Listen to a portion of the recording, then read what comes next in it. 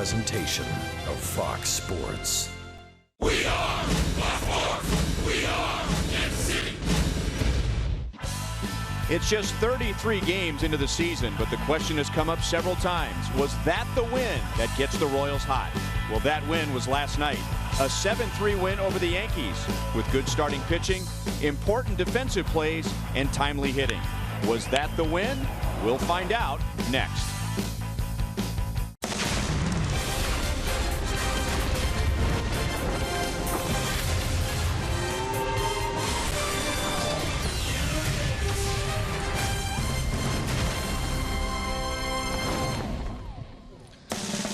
Royals baseball from New York.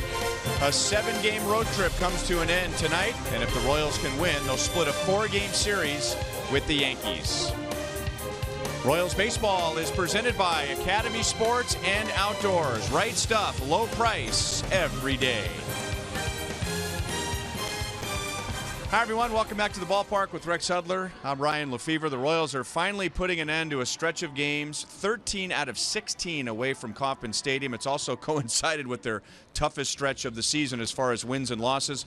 Last night had a lot of familiar ingredients as to how the Royals won games in 2015. You're right. Starting pitching, defense, and timely hits.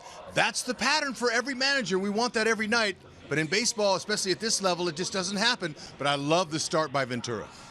And we begin with that good news. Then there's some bad news. The Royals were kind of whacked on the side of the head before the game tonight as two starting pitchers go on the disabled list. Our University of Kansas hospital injury report. Let's begin with Chris Young. Dayton Moore knows all about the importance of depth. And when you have a couple of guys that go down, you got to have some fill-in, some guys that can come up and do the job.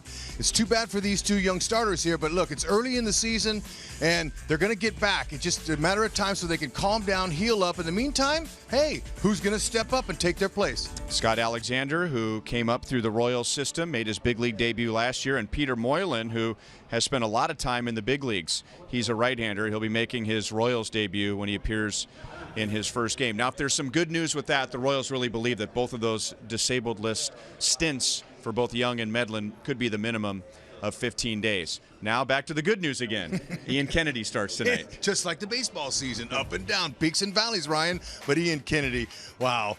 He's been a breath of fresh air. There's no question. Hopefully he'll be able to toe that slab with all 4 pitches in all 4 areas of that strike zone like he does. Attack it with his fastball. That's been his main pitch. Hopefully he can follow Yordano Ventura and they can head home at 500. Would be a beautiful thing. He is our most trusted player, brought to you by the most trusted brand, Honda. So a tough start to this road trip, and especially here in New York with the Royals losing the first 2 games, but after last night's victory, they can finish by winning the last 2 games and then home for a week-long homestand. It's the Royals and the Yankees. Ian Kennedy, who came up through the Yankees organization, pitches at new Yankee Stadium for the first time tonight.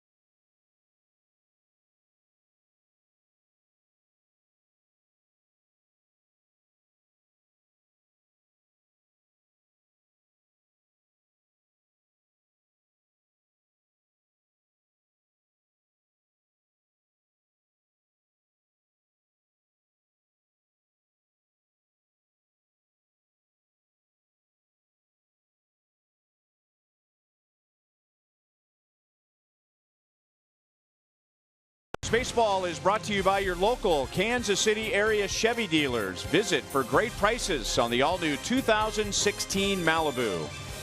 By Panera Bread, food as it should be with 24 Kansas City metro locations. And by Academy Sports and Outdoors, right stuff, low price every day. And we have been blessed with beautiful weather for this 4-game series in New York.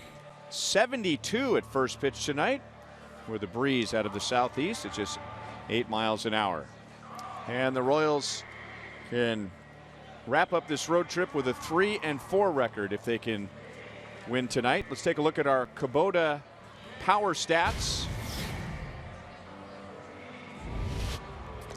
It has been a battle of the first inning for the Royals on this trip. Their opponents have scored in the first inning 4 times and have won all those games. The Royals have scored in the first inning 2 times and have won those games. And that's a trend that goes back to last year when the Royals are ahead in the first inning. They have an outstanding winning percentage, and then that is flipped when they are down after the first inning. So we'll see what happens tonight for the Royals against right-hander Nathan Eovaldi, who has been tough first time through the batting order. So Alcides Escobar, Lorenzo Cain, and Eric Hosmer could have their hands full as they come up in the top of the first. The Royals have scored 7 runs in back-to-back games for the first time this year. In fact, 5 or more runs for the first time in back-to-back games. So it looks like the offense is on its way. I like the matchup for the Royals offense against this young man, Nathan Eovaldi, because he's a fastball pitcher. He's got good heat on that fastball. He's going to go 90 to 99. He's also has a slider he'll mix in, but also that split finger changeup combination with his fastball. That's going to be the test. Can they lay off the split? But that fastball is something that he's going to use a lot. He's going to average about 96, and he's going to use about 50% of the time. He has done well under the bright lights here in New York.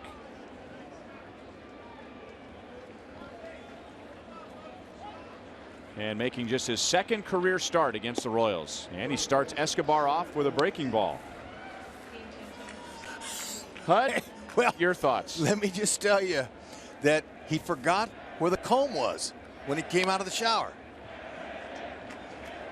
0-2 on Escobar. That's all I can tell you. Man. Looks like he just towel dried it and said, hey, let's go play some ball, boys.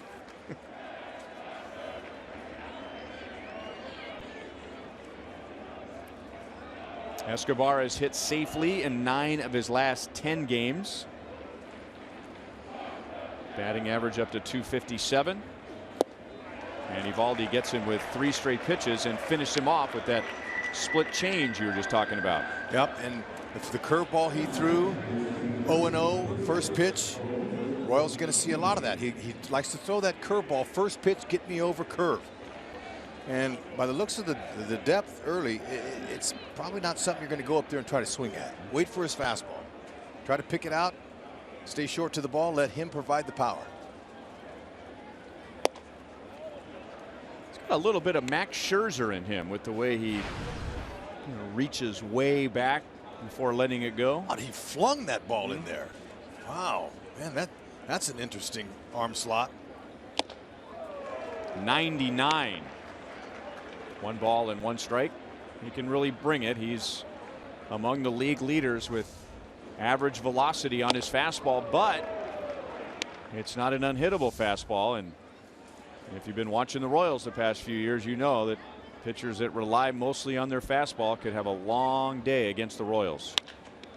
Off of Eovaldi, Cain, and remember, he got hit in the leg with a pitch in the first inning last night, and now tonight he hits a pitcher on the leg with a swing. And just let me tell you, there's a lot of gratification in Lorenzo Cain right now. He's not going to say a word, but lots of times when you get on first base after you've been plunked a few times, you're saying, how did that feel? Right off the thigh. You hit him in the knee, I'm going to pick out a thigh. And he got him. It's much easier to do to throw the ball and hit somebody than it is to hit it. So Cain has a 7-game hitting streak. and hitting over 440 on this trip. Big curveball, and it's called a strike to Eric Hosmer. Hosmer has driven in 4 on the trip, and he has scored 6 times.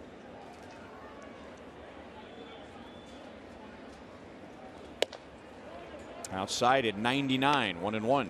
So he's showing everybody the little slow curve first, and it sets him up for the cheese. I mean, that's cheddar cheese right there, humpback, call it what you want. That is as firm as it gets, and there's some right away from lefties and into righties. So there's a little hair on that fastball too, believe it.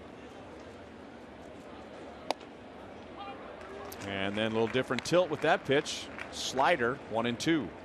He knows in order to beat the Royals, he's going to have to mix in his pitches. He can't just go up there and throw fastballs down the middle because the hitters are going to get it.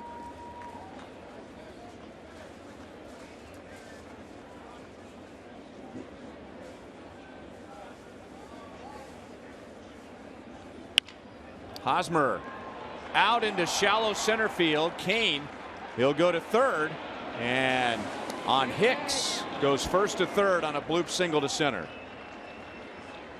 Almost looked like he deked Hicks there. Looked like he was starting to decelerate, and then he hit second and head for third. I agree. He showed him the leg. He kind of like slowed down. That's how wet it is. That's what it's all about. It's that sliding into the mud pit. Watch him kind of slows down. You're right, Ryan. Right here he's going. No, and then the long strides kick in, and he's into the mosh pit there. Look at that. Yeah, I hear you, Locaine. It's a mud bath, just like we saw the shortstop Gregorius the other day wiping his glove down because there was so much mud caked on his glove. But Haas is too strong to be beaten on that pitch there. Didn't even break his bat. He muscled it over the shortstop's head, showing some strength there. Strike to Kendrys Morales. Watch him. Let's see what Haas is at. Fastball in. You better load up quick. So he pulls his hands in. You see how his hands are so close to his body there? That's how he's able to guide it up the middle and get the meat on it and keep his bat intact. That's low, and it was a good pitch. I had watched Romine put the sign down. He put down a 1 for a fastball, and then with his thumb pointed up, he wanted that fastball up. Eovaldi put it there, and Hosmer got just enough of it.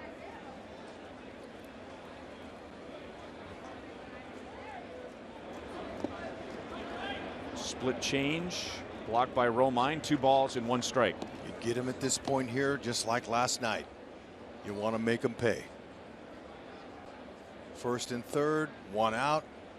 Morales has hit into his share of double play balls this year, and he doesn't want to roll over. But he told me before the game, with that guy's fastball, he's going to try to put him to left field. He's going to try to stroke it out that way. Anything soft that's up, he'll pull it. But he says, I'm going to try to focus on the opposite field.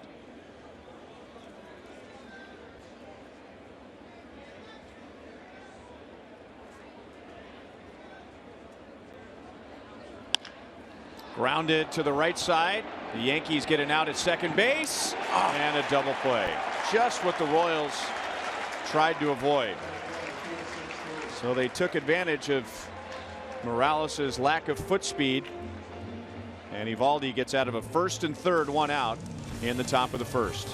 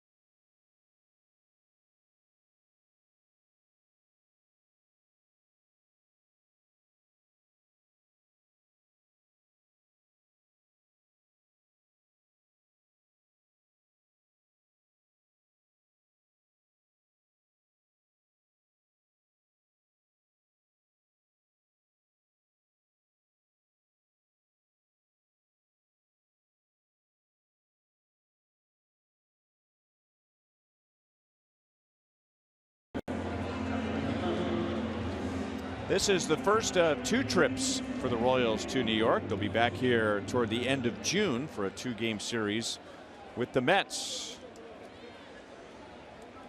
Here's the Yankees lineup, and they've had a spike in offense. They really struggled in the month of April, scoring fewer than 3.5 runs per game, and that's big news in this ballpark, but over 4.5 runs per game in the month of May. They have won 4 of their last 6.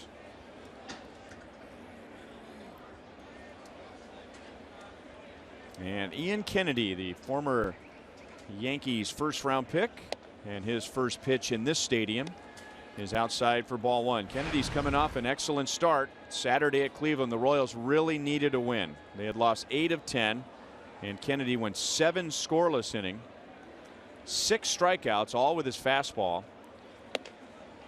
And the start before that, the Royals were in Seattle on a Sunday. They were winless on the road trip, 0-5, and he stepped up in that game. No, you know, you got to have at least one, hopefully 2 guys that can stop that losing streak or continuing winning streak. This could be the guy so far. Kennedy stepping up. See that fastball? He's not afraid to use it. He doesn't have Evaldi's type of velocity at 99 miles an hour, but he's very effective with it. You see a little bit of run on it. That's a 4-seam run. He says he doesn't use a 2-seamer, but it still has that kind of movement away to the lefties. He's going to use all 4 areas of that strike zone. He's got a good changeup, curve, and that little cutter or slider is his least used pitch. Fastball at 93, and Gardner was late on it. And we've been telling you all season about how effective Kennedy has been with his fastball. Off to a great start when you look at his career.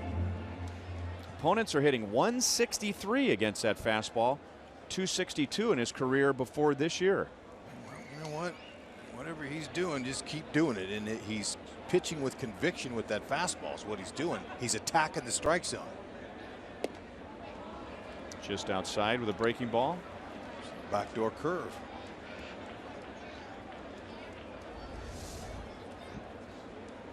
Curveball averages about 76 miles an hour. That's a nice variation from his fastball. It averages about 91.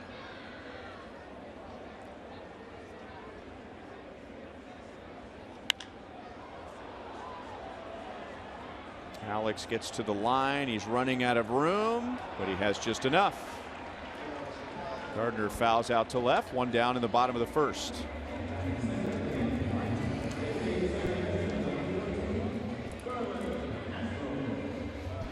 So Alex back in left field tonight, and the rest of the Royals defensively presented by Ford. Kane is in center, Dyson in right, Cuthbert, and that's Escobar at short, Colon at second, Hosmer at first, and Perez behind the plate. Dyson would love to be able to play both positions. Who wouldn't? Especially in a big spacious yard with that kind of speed. Might be able to pull it off. Yeah. Starlin Castro takes high. I'm glad that ball stayed in and Alex got to catch it, because I want to start taxing his pitch count very early with all those foul balls. And Kennedy is really in the same position that Yordano Ventura was last night. The Royals, even with Ventura's outing last night, they still need innings. They need innings out of their starters. That's exactly right. And with that fastball, him throwing a large percent of his pitches at 67.7%, those are going to get fouled off or hit. Right field, deep, and gone. Starlin Castro goes to the opposite field, his 4th home run of the year.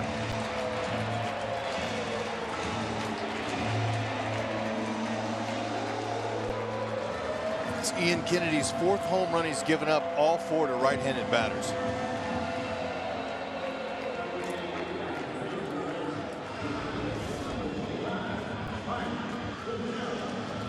Fastball right there, just a tad late on his swing, wasn't trying to pull it. He brings that leg kick all the way up to his belt, and that flamingo style of batting. And he caught it just right.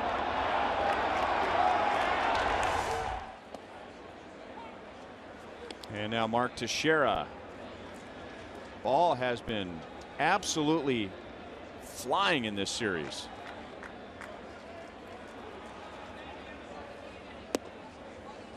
Teixeira takes low, 1 ball and 1 strike. Teixeira started game 1 on Monday. He's been out the last 2 games with neck spasms.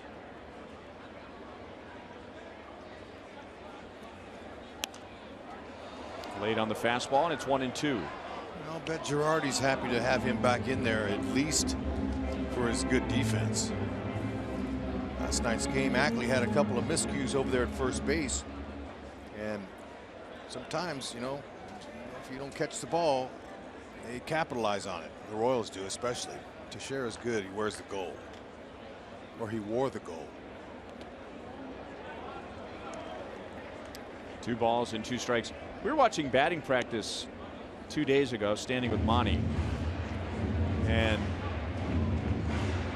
we both were watching Teixeira swing, and he just looked like a guy who was hurt. You know, and you can tell when a guy's really just swinging the bat nice and easy, and another guy who's taking kind of a 3/4 swing because he's trying to protect something. Teixeira thought that pitch was up. I will say this, it is a big strike zone for both pitchers tonight. So Kennedy will gladly take that. Yeah, hey, look, 2 strikes, too close to take. If you don't hack, lots of times they'll send you back. And Tex, you got to go.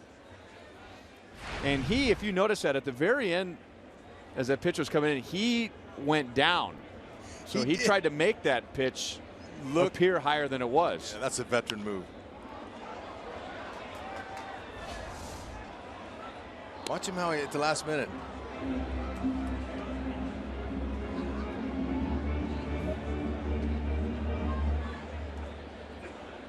Will Little said you got to go. Brian McCann with 2 down. He's the designated hitter tonight. No balls, 2 strikes. McCann is homered in the series. The home run by Castro is the 15th home run hit in this 4-game series. Well, 3 games and 1 inning. 1-2. I like Kennedy's sharpness to his breaking ball tonight. Looks like he's got some, it's quick moving down. Starts out maybe at that high fastball plane area, then it just drops off the table. So he's having a hard time controlling it so far early.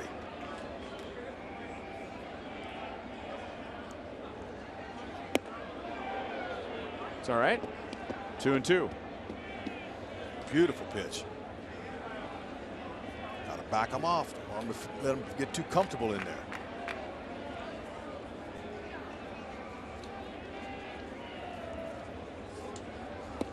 And back with a curveball to strike him out. So it was the curveball that Kennedy used as a strikeout pitch in the first inning. Starlin Castro homers, and the Yankees lead 1-0 at the end of 1.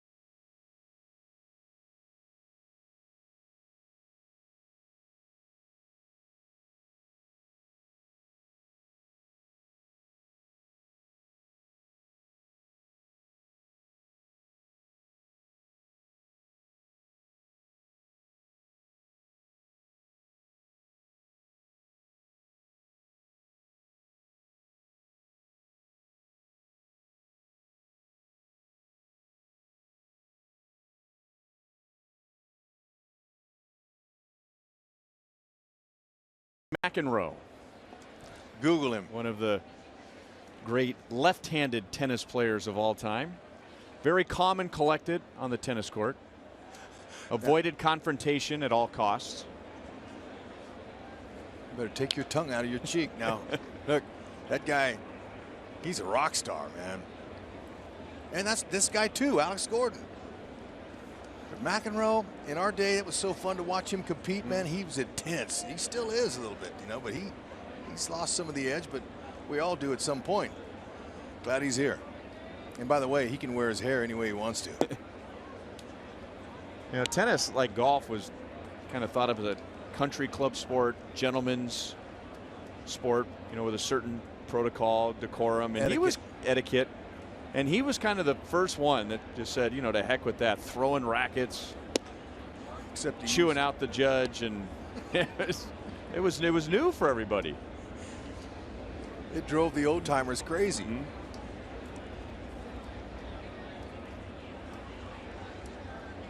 Two and one to Alex, and now 3 balls and 1 strike. Alex is hitting .316 on this trip, but his on base percentage is much better than that. He's been on base 11 times on this road trip. Yeah, he didn't mean to. That could have been ball 4. 98 with that fastball from Eovaldi, and now 3 balls 2 strikes, and Alex shows. Alex is the anti-John McEnroe. That's about as much emotion as you're going to see from Alex right there. That little swat at his bat in frustration after chasing that pitch. Into center field. Hicks started back and now comes in and makes a play.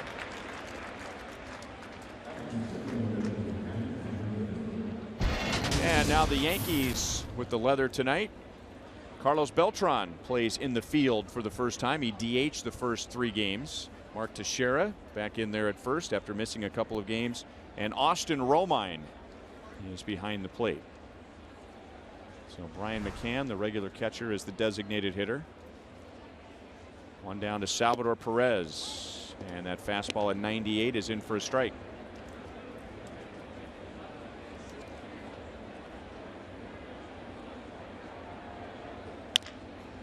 Back to Eovaldi. 2 down.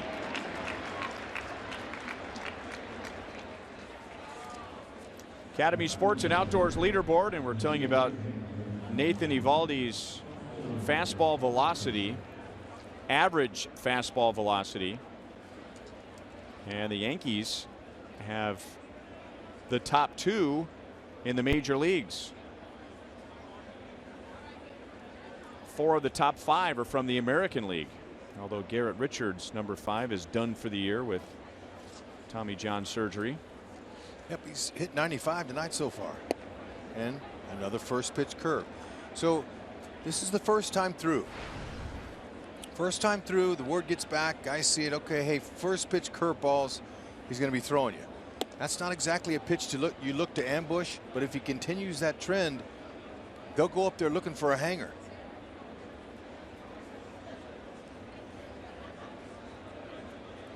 A lot of 0-0 curves to start off Royals hitters so far tonight from Eovaldi. 2 and 1 on Cuthbert. There you go, first time through. Hitters are kind of taking a look and seeing what they got from him for the most part. And then they put him on in that second and third time. That's interesting. You don't normally see a spike like that. Usually it's more of a gradual climb. Again, Hicks in center field. Eovaldi sets down the Royals in order in the top of the second.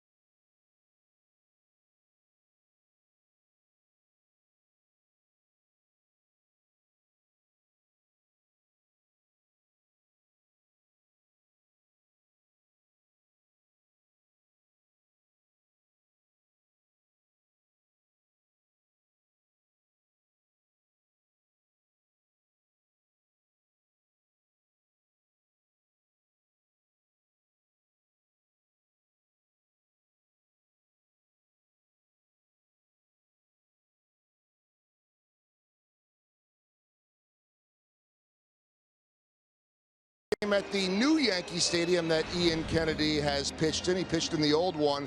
Great story back in 2007 when he was minor league teammates with Jabba Chamberlain and Phil Hughes, and their pitching coach at AAA was Dave Island, and the other two were called up, and finally it was Ian that was the third called up, and they brought up Dave Island with them. The same day they flew in together so that he could come and help out pitching coach Ron Guidry. They put Island and Kennedy in a hotel in New Jersey right after they landed. The Yankees were playing guys that afternoon, so they watched the game on TV. The game ended, and then the two of them hopped in a car, came over to Old Yankee Stadium. He pitched a side session, played catch for the first time at Yankee Stadium, and made his debut a couple of days later. 3 balls and no strikes from Kennedy to Carlos Beltran. Kennedy was in the minor leagues along with Phil Hughes and Jabba Chamberlain, who was a starter at the time.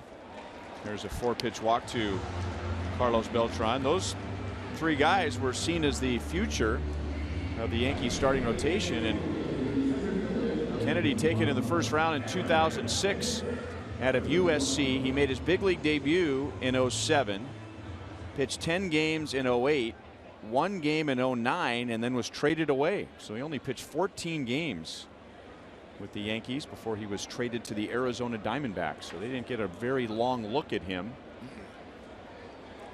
Hopefully tonight the Yankees get a good long look at him, about 7 innings worth. Outside to Aaron Hicks. Kennedy's missed with his first 5 in this inning. Hicks is 6 for 10 in the series. He was hitting 128 when the series began, with no multi-hit games this year, and he's had a couple in this series. Switch hitter. And that's outside, 2-0. Dave Island's becoming a well-known pitching coach and a world champion now 2 times over. His stock is on the rise. He's really good with the mentality of the pitchers, the mechanics, setting them up. But I like how he's a no-nonsense pitching coach. Expects these guys to stand up, be accountable. It's got to stay in. Cuthbert, nice play, and he's able to stay on the right side of the railing thanks to the help of a Yankee Stadium security guard, not Joe Goldberg, but a Yankee Stadium security guard. Joel, shake yourself. You should have been the first guy over there. Let's go. Listen, these guys are professionals here, and the big smile on the face, they're willing to take. Forget about what you hear about New York. They are willing to take care of the home and the visiting team. Small assist there, but I could tell you, standing an inch or so from Chesler, he never took his eye off of that. Did you notice that when they showed the replay that Joel was nowhere in that frame there? Not even close. When we just went back to look at him with the microphone, he's cozied back up to the security guard, but look at him. Okay, look at. Hey, he's hiding behind the camera. Oh, come on, Goldie. Joel, come on. Well, first off, they got to lock the door now. Chesler knocked it free. And no, I'm not going to interfere with the play. What happens if I mess him up, guys? Wow. You're in a good position, Joel. I kind of envy that. I got it. Hey, if George Steinbrenner was still the owner and he saw that, he might replace that guard. For helping the visiting player? Right. That's the kind of owner he was. And he treated me with nothing but class. First, I have nothing but great things to say about the Yankee owner, but that's how he was. He ran a pretty tight ship, and he was a vocal owner. Really? There's some young people out there. Google George Steinbrenner. Right. See what you see about him. Chase Headley with a runner at first. I remember in the old stadium, coming from the clubhouse level and going up to the broadcast level, and there were some younger security type guys. One guy was operating the elevator. Nice guys, nice and loose and easy. And we got to the club level, and Mr. Steinbrenner walked in, and boy, did those guys all of a sudden stand at attention. I mean, the loosey-goosey was gone, like right now. And he kind of walked in and looked at all the young guys, kind of looked them up and down. And hello, Mr. Steinbrenner. Yep. How are you today, Mr. Steinbrenner? Yep. And I thought, man, what a way to live your life. Well, you know, he's working here. I mean, he's a Hall of Fame owner. I don't know how long it'll be before they put him in there, but he made a big difference in the game of baseball. Sure did. Can I give you my first encounter with Mr. Steinbrenner in the clubhouse? A young kid they invited in to spring training down in Fort Lauderdale. And Mr. Steinbrenner came walking in and he started yelling because the lettuce was wilted. And he says, "Marsh," he called the guys in charge, "get over here, Marsh. You can't feed my guys this stuff right here. This lettuce is wilted. Come get some more stuff." And I was a wide-eyed young punk thinking, "Oh man, this guy, he means business." Everybody was in the clubhouse. The whole team was. And he chewed out this 75-year-old man. I felt bad for him. Because of bad lettuce? Yeah, wilted lettuce. Haven't we since found out that lettuce has no nutritional value at all? Stay in. Into the corner. That's a fair ball. That's the first extra base hit all year for Chase Headley.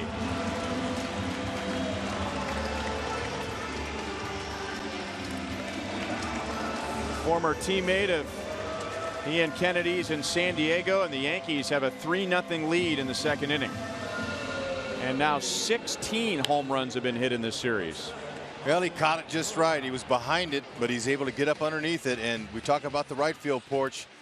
The left field porch down that line is 318. Right place to put that one.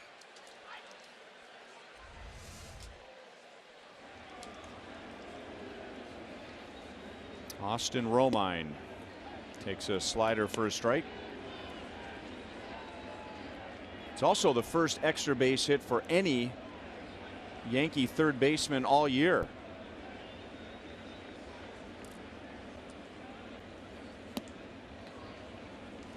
That's amazing this deep in the season. And the fact that they've been pretty good to him, the fans here. I mean, lots of times they'll turn on one of their guys if he's not producing. They've been good to him.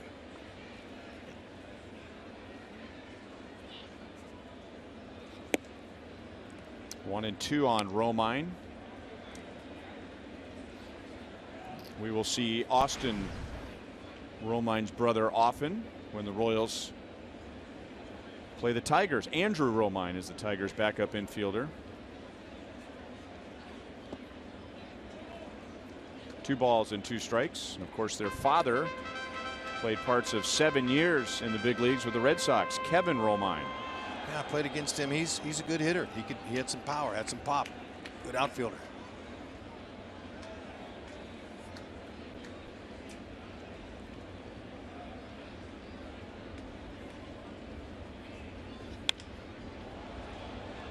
Jammed, and Dyson near the line in right field. And that finishes off the Yankees in the second inning. Ian Kennedy has given up a couple of home runs, and that's led to 3 Yankee runs in the first 2.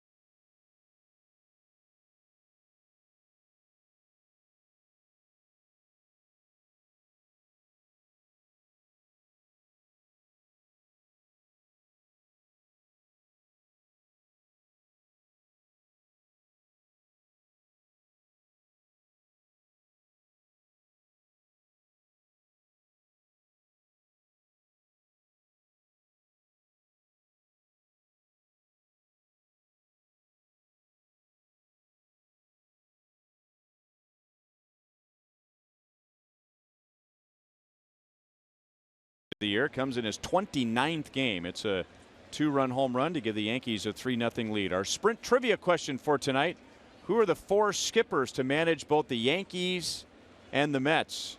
As Joe Girardi wasn't very kind to Tony Pena with his gum. Christian Colon, Gerard Dice, and Alcides Escobar coming up.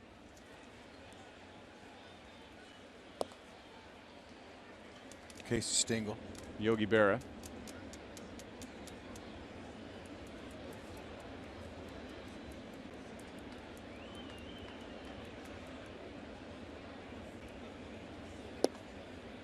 Two balls and 1 strike on Colon,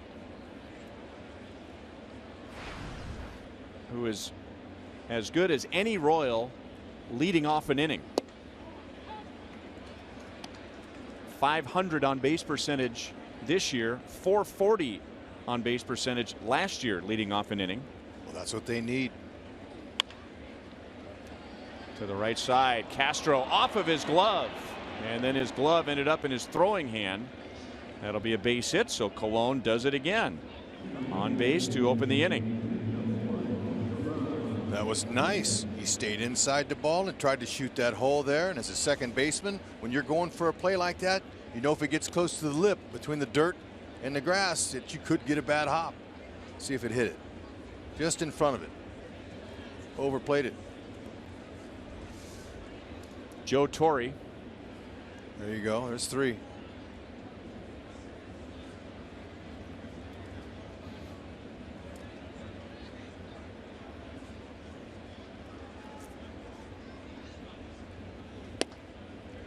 Fastball strike to Gerard Dyson. He's had a tough trip. Batting at just .190 against the Indians and the Yankees. But he is 2 for 2 off of Eovaldi in his career. Inside, 1 ball, 1 strike.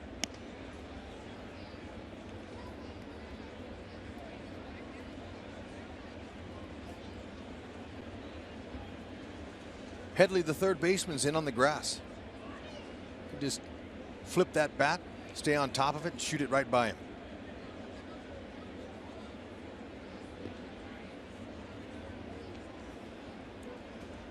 Very quick feet on his pickoff. He's got a little slide step he'll use coming home to cut down the time. The base stealer has to steal the bag.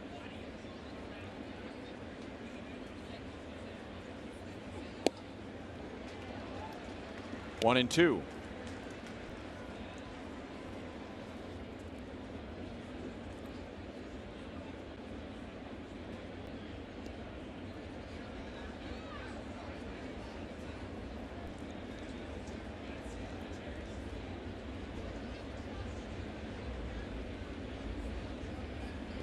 You and I are just looking at each other. Not Willie Randolph. Nope. I just have Dave Holtzman. If they counted like interim managers, I was thinking maybe when he was Joe Torre's bench coach. Yep. He did manage the Mets. It could be a trick question by that.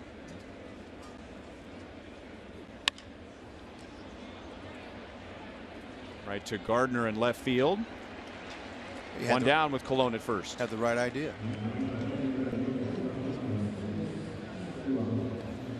Start your week off right next week, coming out to Kauffman Stadium on Monday for a newly added Hy-Vee Value Monday when the Royals take on the Red Sox. And remember, the Monday game is 6:05. 6:05 on Monday. You can purchase any Hy-Vee view tickets for only $10, courtesy of Hy-Vee.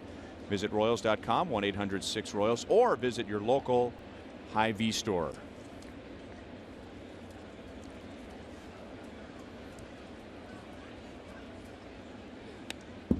Good swing, and Escobar fouls back a fastball at 97. Escobar saw a curveball, a fastball, and a split for 3 pitches in the first inning and struck out.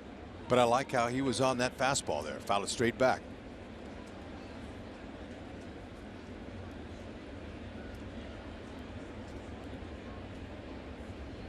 Starting second time through the order, that's what his history says, that hitters hitting 300 or better off of it. Second, third time through. Right field, Beltran was shallow. 2 down.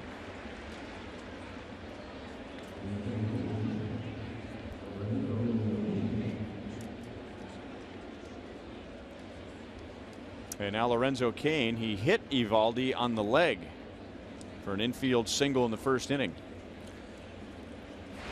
I want to go back to this, HUD. It's not atypical for a pitcher to go from 173 to 317, but to spike second time through, I mean, typically it'd be like 173, 220, 317, but it's just a very interesting trend of numbers to go from such a low opponent's batting average one time through to such a high opponent's batting average a second time through. And then back down. Usually doesn't happen that way.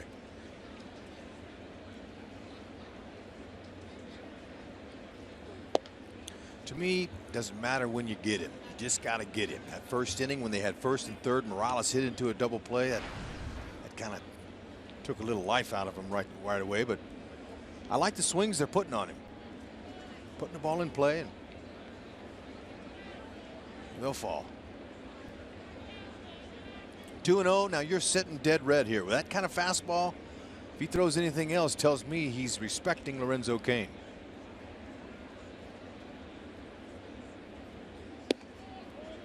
Breaking ball outside, 3-0. There's some respect.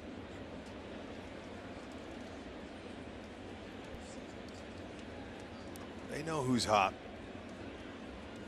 Romine hadn't caught any in the first 3 games, but he's in on those meetings. Way outside, 4-pitch walk. 2 on, 2 out for Hosmer. 12th walk for Lorenzo Cain. Seems like the Yankees are trying to pitch Eric Hosmer up and in, which would make sense. You don't, with those long arms, you don't want him to get extended in this ballpark. And that pitch was up and in the first inning, but all things considered, put a pretty good swing on it. Sure did. And he did that by keeping his hands close to his body. He was able to get the fat part of the bat on it, jammed him, but he's using the same bat. So didn't break it.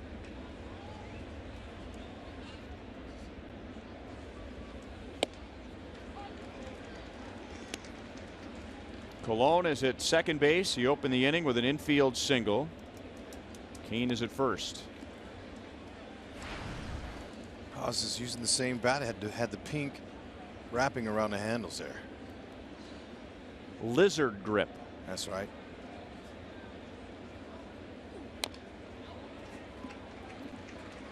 Oh, and 2. Let's see if they try and go up and in again. He's got that split finger that he likes to use. He's confident. That ball stays down and away to lefties. 84 to 86 miles an hour.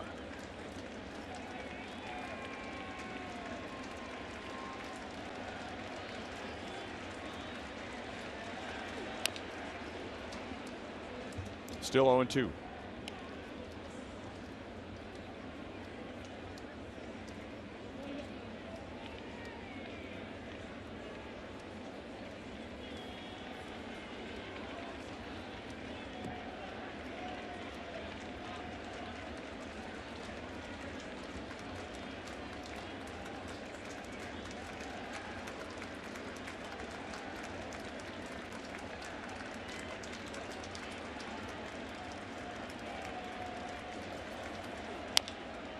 On the ground, foul past Rusty Kuntz.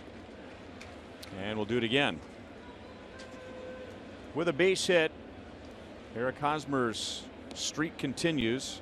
Not a true long hitting streak, but still a streak of at least 1 hit in 28 of his last 30 games. He is 5th in the league in hitting and 8th in the league with 42 hits. Solid consistency. That's what you want. And he's doing that because of the ability he has now to use the whole field.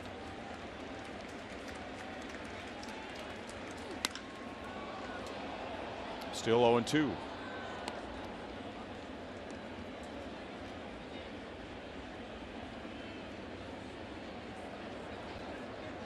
he, along with some of the other Royals hitters, have watched the success of Mike Moustakas, how hard he's worked in using the other side of the field, and what that's done to his batting average. And Haas really never had a problem going to the opposite field, but they know there's a lot of green on the other side.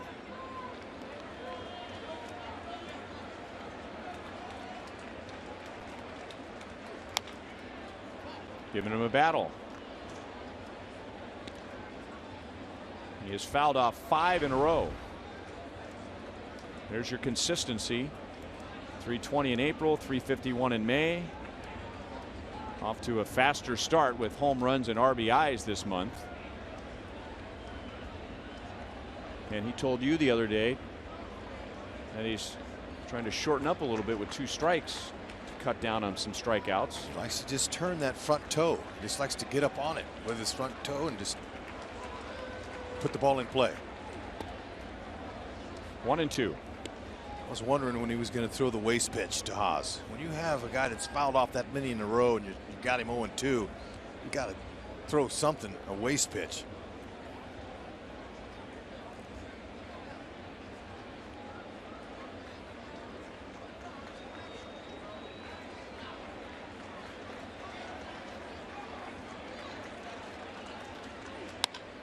On the ground, Teixeira, the Gold Glove first baseman, saved a run.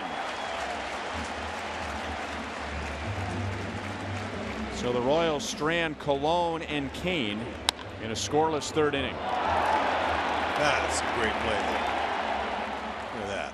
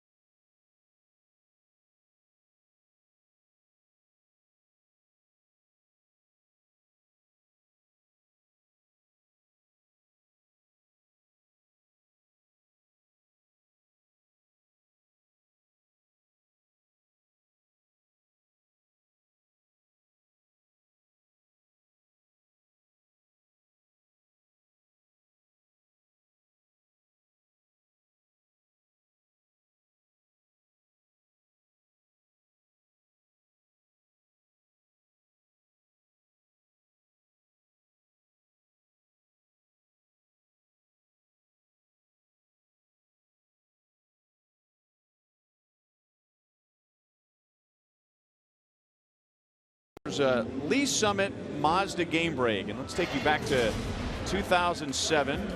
That's Ian Kennedy, big league debut. A couple of guys who played for the Royals briefly. Johnny Gomes, Carlos Pena striking out, Josh Paul striking out.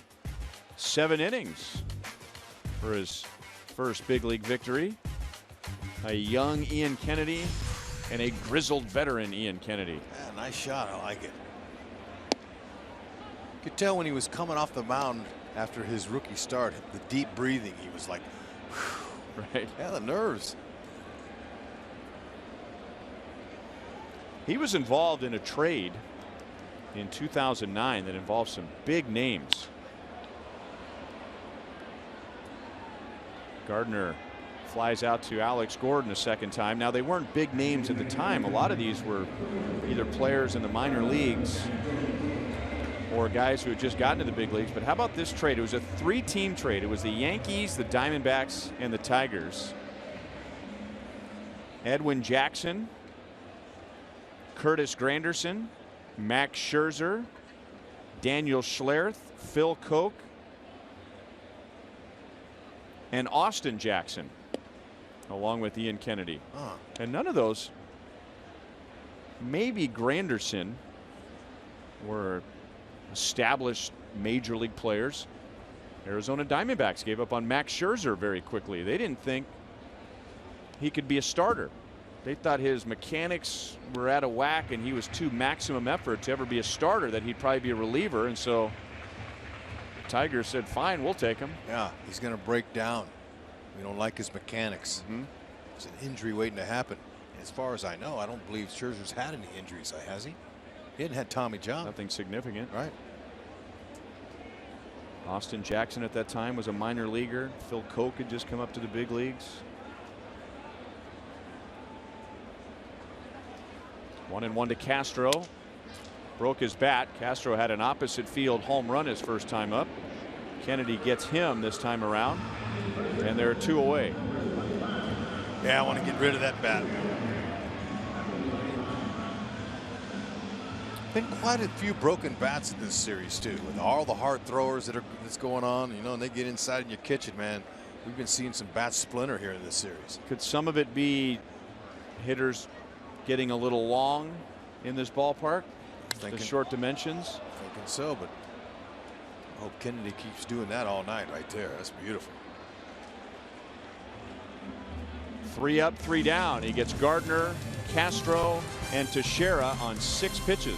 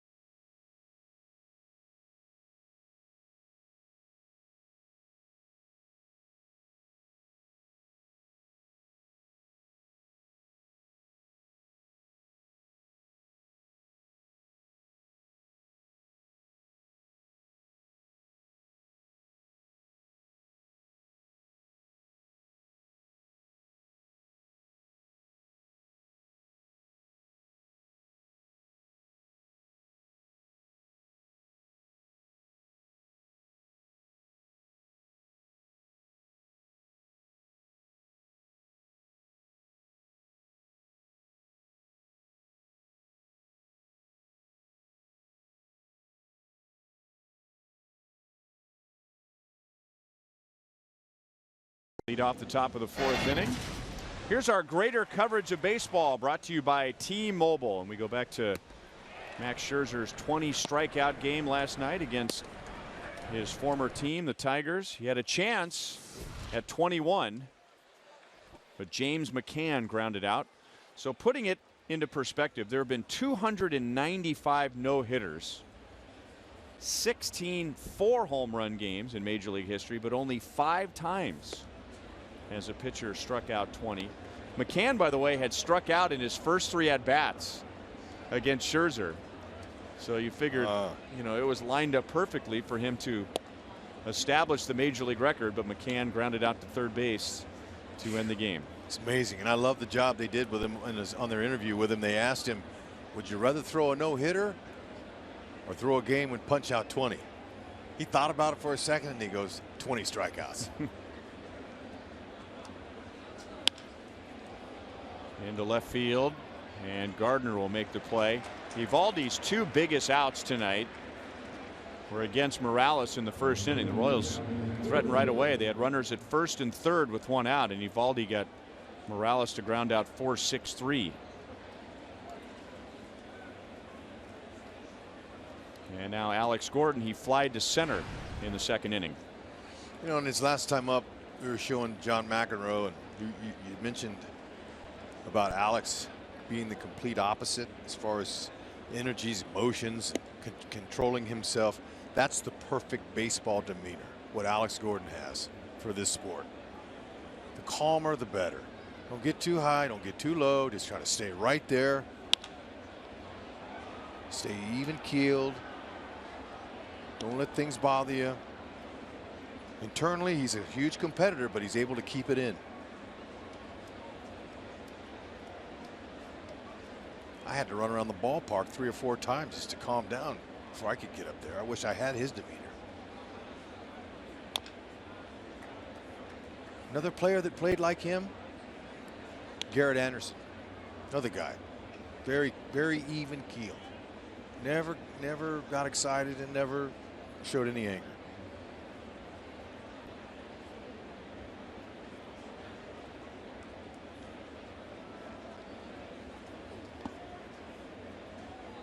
Two balls, 2 strikes. Alex has been hit by a pitch more often than Garrett Anderson was. Didn't Garrett Anderson go like 4 or 5 years without being hit by a pitch? Interesting you brought that up. Amazing. That's what I'll always remember about him for whatever reason. Yeah. Ooh. Will Little looked like he flinched. Alex has been plunked 5 times this year, our Toyota League leaders. How about poor Brandon Geyer with the Rays? He's been drilled 11 times already. Get up. Beltran turns and watches it into the first row above the Yankees bullpen. Number 4 for Alex Gordon. Thank you. He is locked in. Oh man, I'm telling you what. Great to see how short his swing is. That's what they needed to break the ice. Good, nice, easy swing. And you know, when he sets that bat down like that, he knows he got it. What a beauty. Second home run of the series here for Alex. First one went dead center. That one was probably further.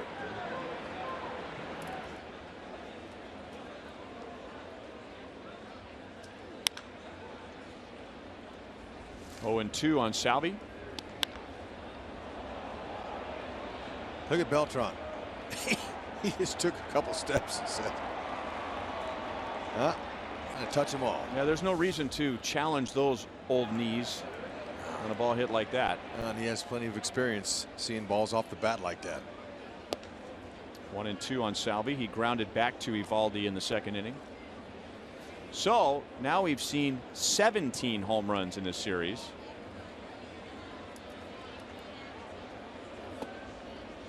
And that was Eovaldi's 4th home run to a lefty. Righties have hit 3. So you can take him deep, and Alex just did.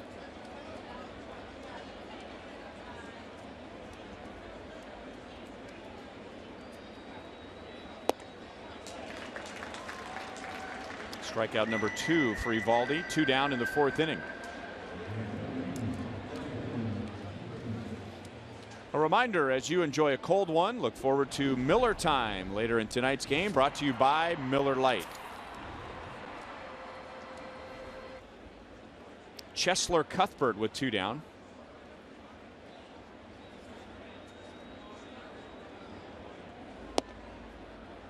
Cuthbert's done a nice job filling in at third base for Mike Moustakas. He has hit safely in all 5 of his starts.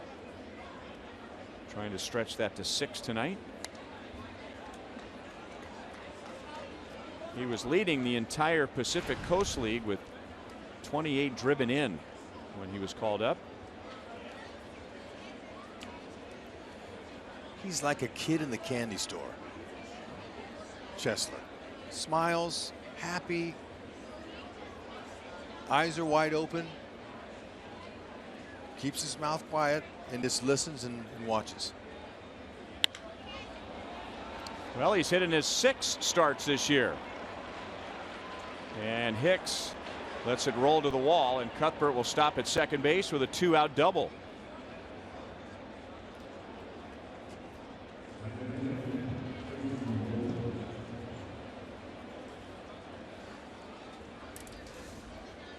Okay, little 2-out rally, and that's a hanger. Beautiful swing. Head position was perfect. Watch his head, it never moves. Little toe tap. See what he toe tapped? He didn't bring his leg up and load up his hips with that flamingo. Look at how straight that leg is right there. Head position's on it out there. Really nice opposite field double.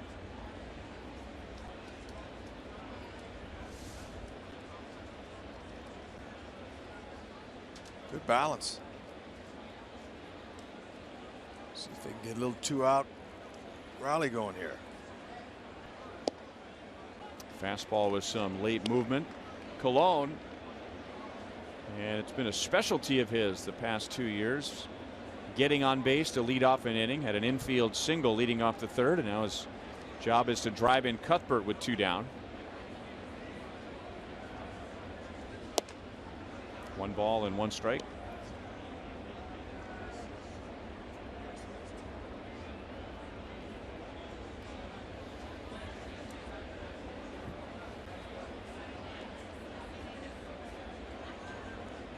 Try and tie him up inside, and it was out over the plate. 1-2. Center fielder Aaron Hicks probably has the best throwing arm out there. Well, Beltran from right field, he still can throw runners out. Hicks has 2 so far this year assists. Gardner in left has 1. Hicks, we showed you in game 1 of the series. He had that throw that they measured at 105.5 miles an hour from left field. Cologne into right field. Well, we'll see Beltran's arm here, and he dropped the ball. So he didn't make the transition from glove to throwing hand. And Christian Cologne is 2 for 2. Cuthbert scores. It's a 1-run game. Oh, 2 back-to-back at bats that were just textbook. Wait till he comes up, wait for a pitch that you can hit, and just put it in play. This was nice. Not trying to do too much. Look at that. How just waited on that ball. Another elevated pitch by Eovaldi. And Cuthbert and Cologne, they didn't miss him. That's the whole key when you get those good pitches. Don't miss them. And I'm not sure he would have thrown him out anyway.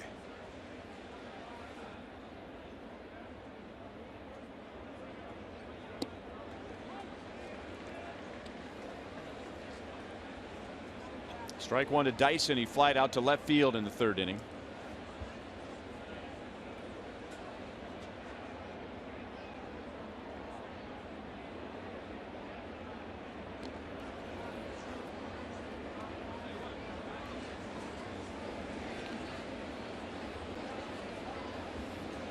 Dyson had the right idea first time up. He flew out to left field.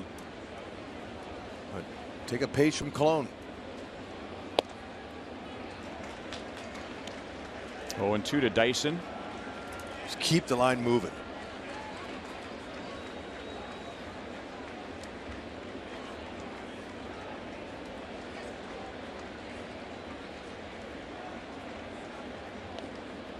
Another 2-out run for the Royals. When they weren't scoring much very early in the season, they were still a clutch hitting team. And last night, 5 of the 7 runs they scored came with 2 outs. Eovaldi gets Dyson on 3 straight pitches with 1 out. Alex Gordon homers to right center field. That got the Royals on the board. And then with 2 outs and nobody on, Cuthbert doubled. Cologne got him home. And now it's a 3-2 game.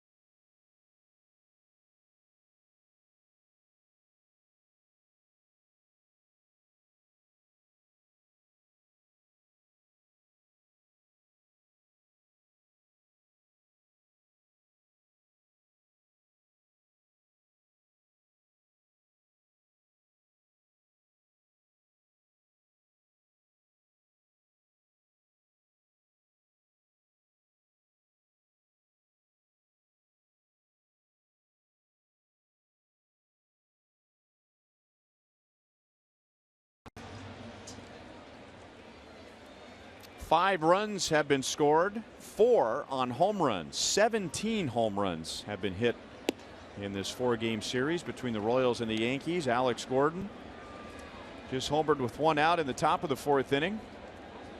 The Yankees have had home runs from Castro and Headley. Brian McCann takes a fastball over the inside. No balls, 2 strikes. Kennedy struck him out swinging at a curveball in the first.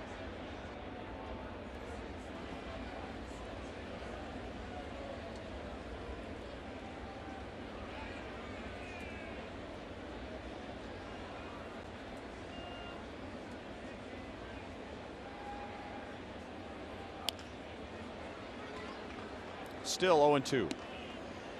Salvi was asking for that pitch up. That's where McCann hit that home run off Herrera. It's up.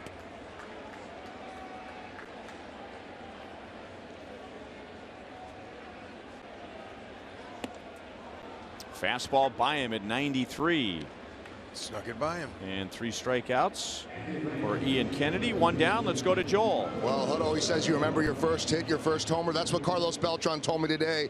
Back in 1998, he didn't remember who he replaced in a blowout. It was Larry Sutton, and Damon moved over to the corner. But he said infield hit against Buddy Groom, first homer. He said Jamie Navarro the next year, and the White Sox now sitting at 399, looking to become the 3rd Puerto Rican-born player to join the 400 home run club. Carlos Delgado and Juan Gonzalez. Wow.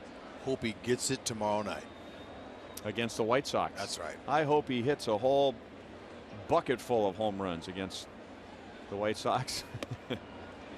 2 balls and no strikes. 1999 Rookie of the Year after hitting that first home run against the White Sox. And Jamie Navarro,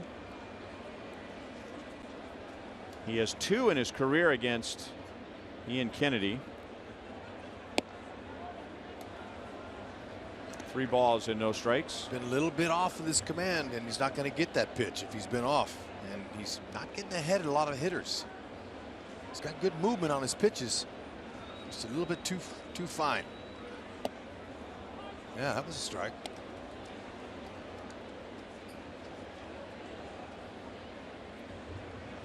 Kennedy does a nice job for the most part of staying out of the middle. He's really been good inside, outside, down, and up all 4 quadrants of that strike zone.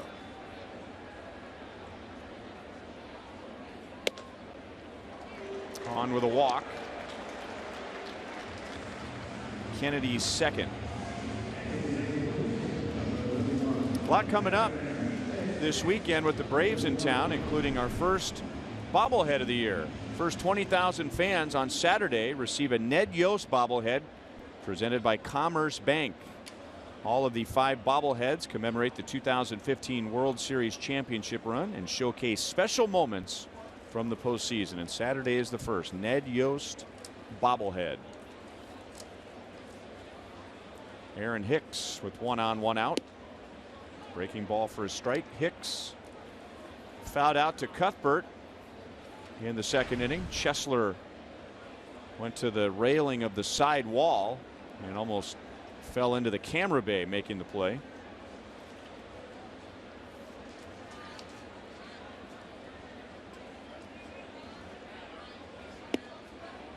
A little bit inside, 1-1. He would have tumbled over had that kind security guard not been there. Thank you. Some manners.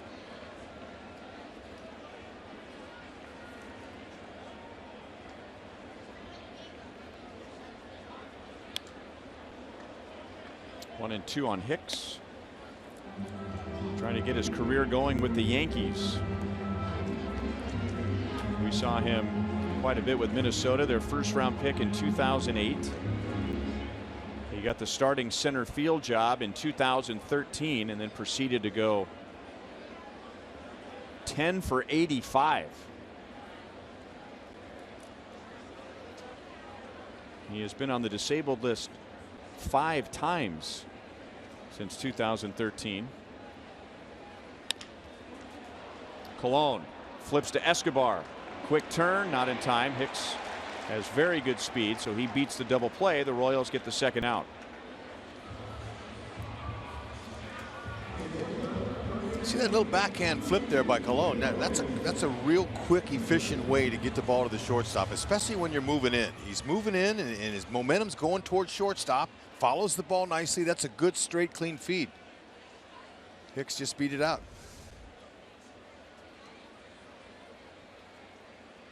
I remember infield coaches telling me early in the minors, don't do it that way. A lot can go wrong.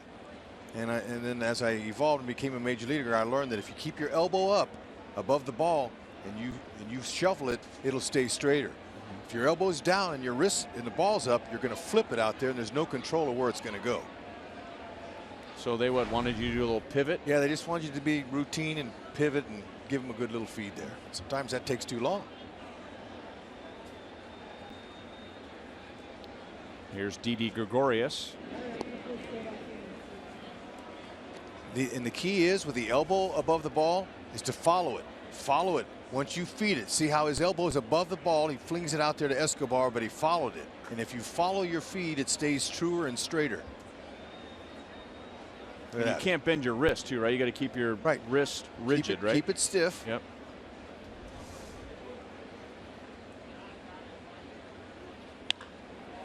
Look out. That hit an empty seat, I believe.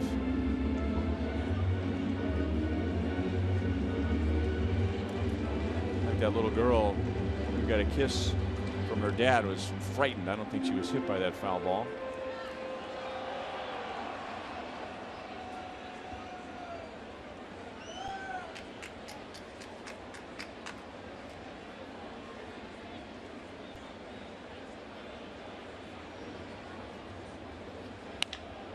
Oh, man.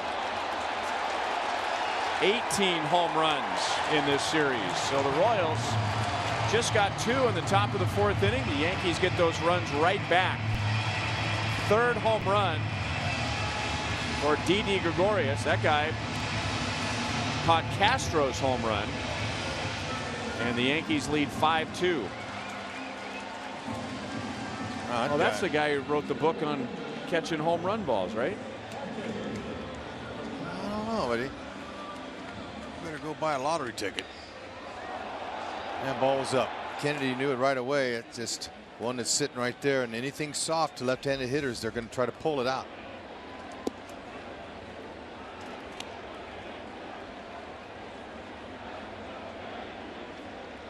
That's an umpire hat, isn't it? It is.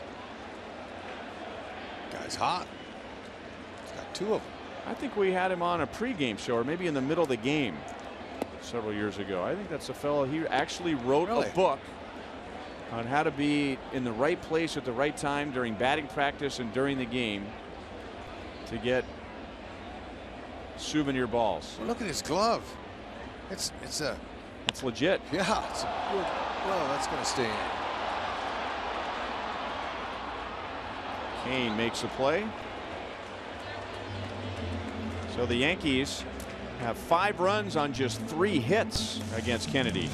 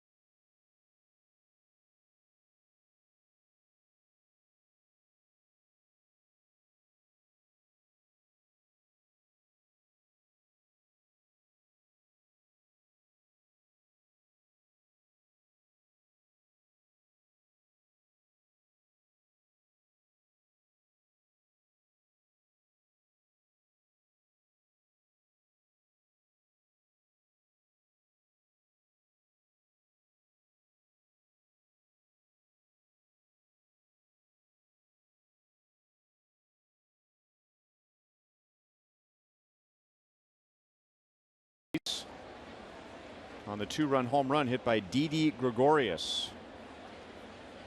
Third time through now for the Royals against Nathan Eovaldi.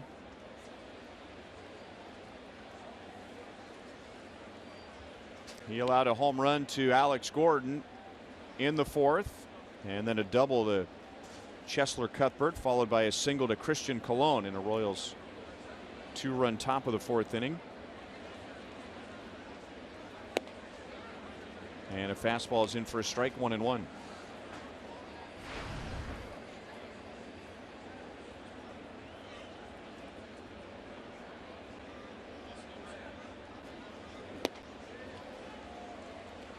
Fastball at 97, 1-2 on Escobar. He is struck out and lined to right.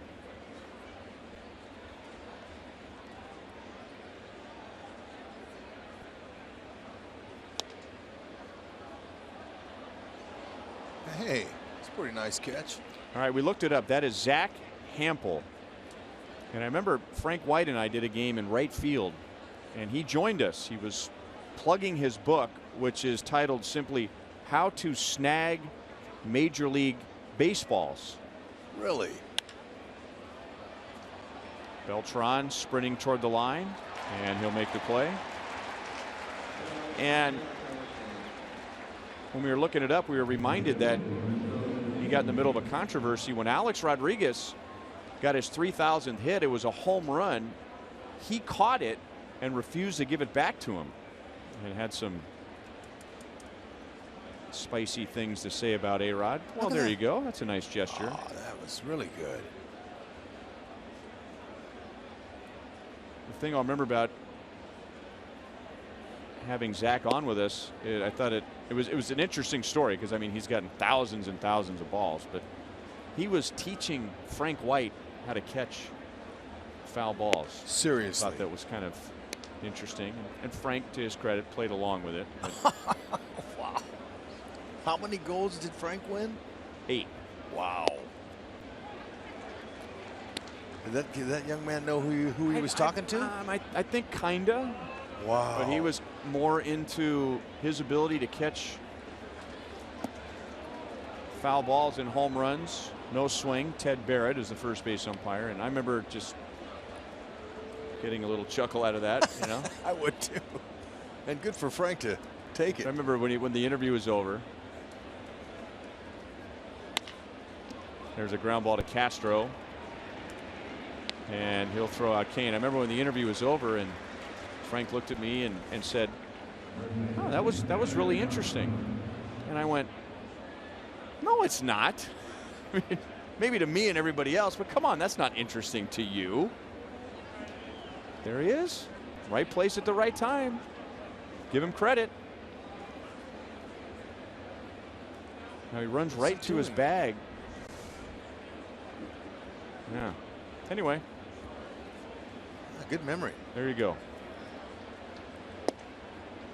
Fastball strike at 99 to Eric Hosmer. He is singled, grounded sharply to Teixeira in the 3rd inning. That saved a run. Teixeira made a diving play on the right side, and that was with Colon at second base.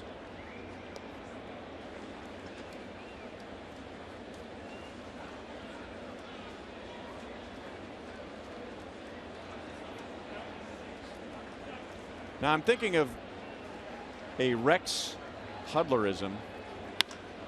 Dig yourself. Yeah. Deep left center field. Dig that. A 2-hit game for Hosmer, and he'll check into second base with 2 down.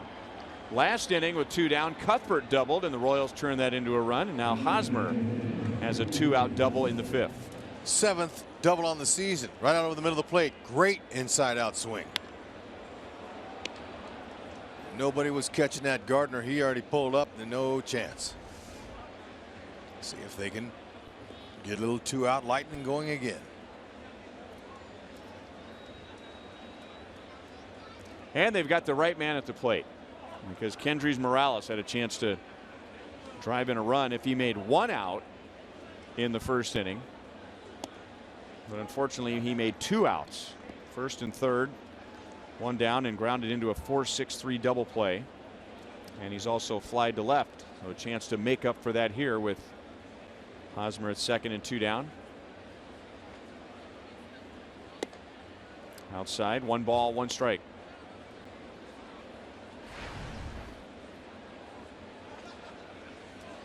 Same kind of pop. Just hadn't gotten too many at bats right-handed for Morales.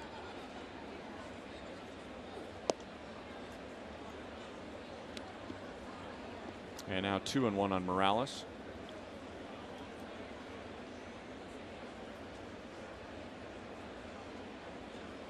Yankees expect him to pull the ball again with the overshift on the right side.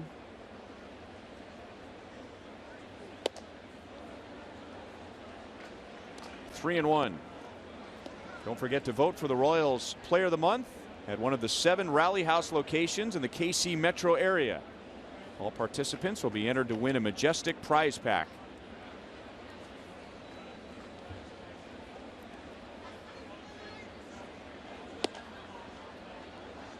So he'll take a walk and pass the baton to Alex Gordon.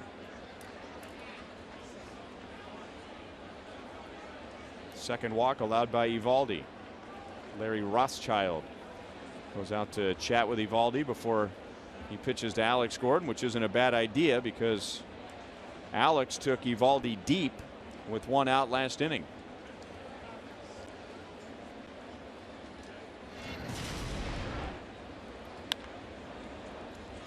A no doubter. The coordinator is at it again.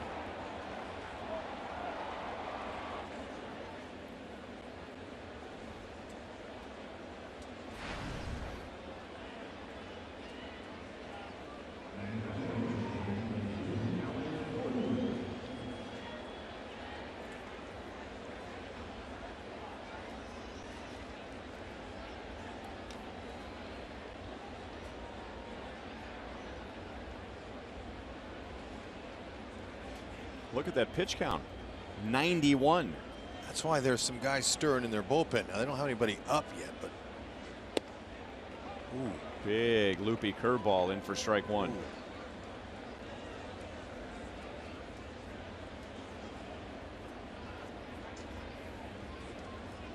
Hosmer's at second. Morales is at first. 2 down. Base hit. Hosmer rounds third. The Royals get a run back in the top of the 5th inning, and Alex Gordon is driven in 2.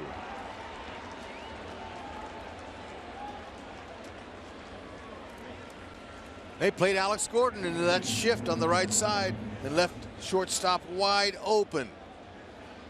Short, compact stroke. Didn't try to do too much. Again, Alex Gordon's getting hot again because he's controlling his body and his swing. Just went with it. Oh man, it's nice to see Gordon getting locked in.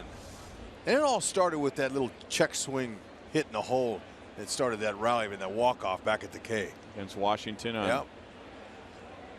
What was that, a week ago Tuesday? Mm-hmm. So Salvi with 2 on, 2 out. But that's the pitch he wanted and was taking a shot at that short porch in right field. And now they are working in the Yankee bullpen. Kirby Yates. 94 pitches for Eovaldi in 4 2/3 innings. He has gotten Salvi on a comebacker and with a strikeout. Outside at 98, 1 ball and 1 strike. Saw that tremendous 3-run home run Salvi hit in the 1st inning on an elevated fastball from Pineda. Now Salvi likes to jump on those and pull them, but he can go deep to right field as well. Took a shot at the right field line, caught by the Yankee ball boy.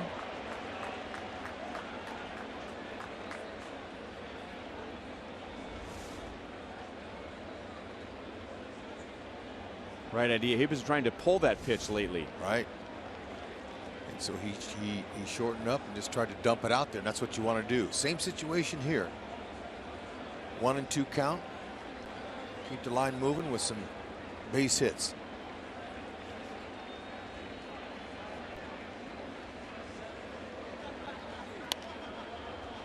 Again, trying to go the other way. Still 1 and 2.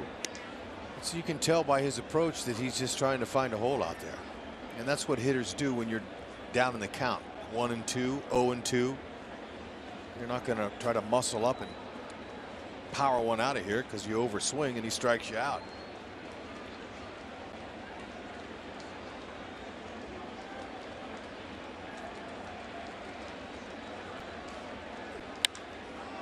Right field.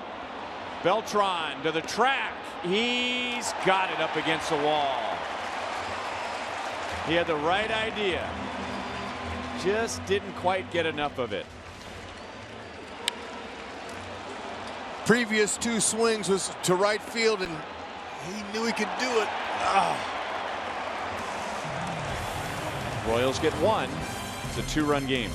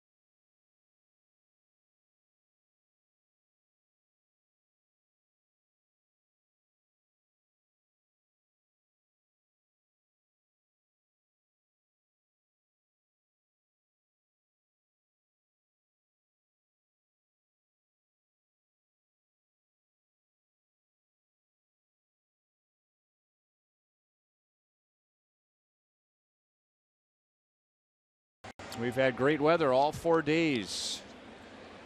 Staying in New York City, playing in the Bronx, New York. And with this warmer weather, the ball has just been flying out of Yankee Stadium. 18 home runs have been hit in the 4 games. 4 tonight. The Yankees have hit 3. The Royals have hit 1. Salvador Perez nearly hit the Royals' 2nd home run of the night for the final out of the 5th inning. 1-0 on Austin Romine, and now 2 balls and no strikes. Romine flied to right in the 2nd inning.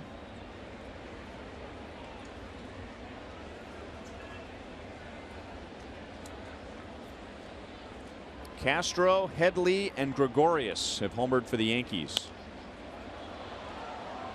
2-1. Crowd reacting to a fan in the upper deck who had not 1 but 2 chances to bring in that foul ball, and he whiffed both times and then watched the ball drop in the level below. Tragic.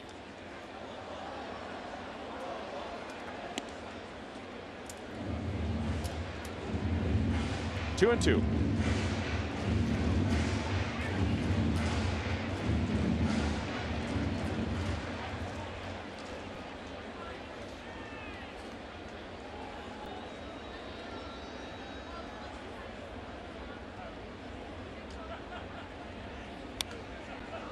Pretty good swing. Still 2 balls, 2 strikes on Austin Romine.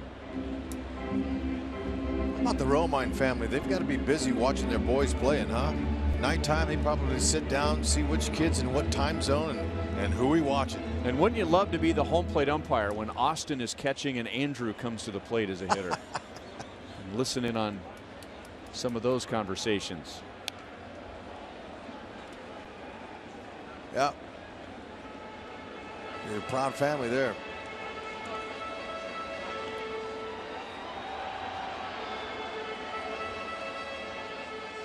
Both were drafted in 2007. Austin by the Yankees. And Andrew was drafted by the Angels and now playing for the Tigers. And becoming an excellent utility player. A lot of foul balls tonight. This young man right here, he's got a good plate appearance coming or going here.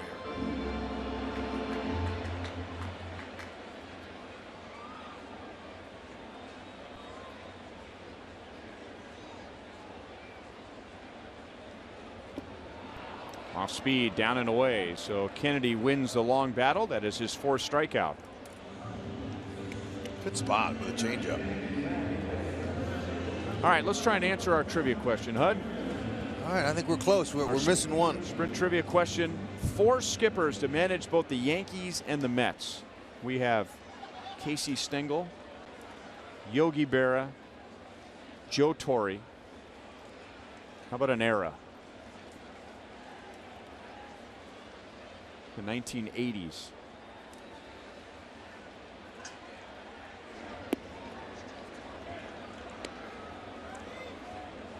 Which team in the 1980s? Both teams in the 1980s?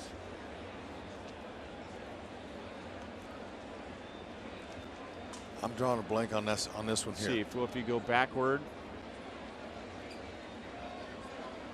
You got Girardi to Torre to Showalter to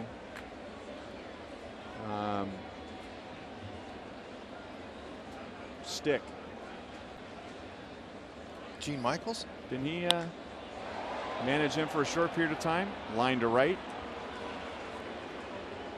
Gardner is 0 for 3.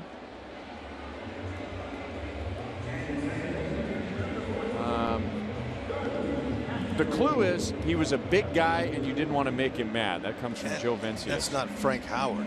Frank didn't manage the Yankees, did he? Hondo, the mini condo. Dallas Green. Oh. Never would have gotten that. All right. You guys won. Good for them. Yeah. That's fair and square, Yeah, right? I mean, that's a. We'll let them have it. We can work within the confines of that trivia question. That was fair. I think they knew we were going to get the other 3. I never would have gotten Dallas Green. Me neither. I'm always going to think of him as managing the Phillies.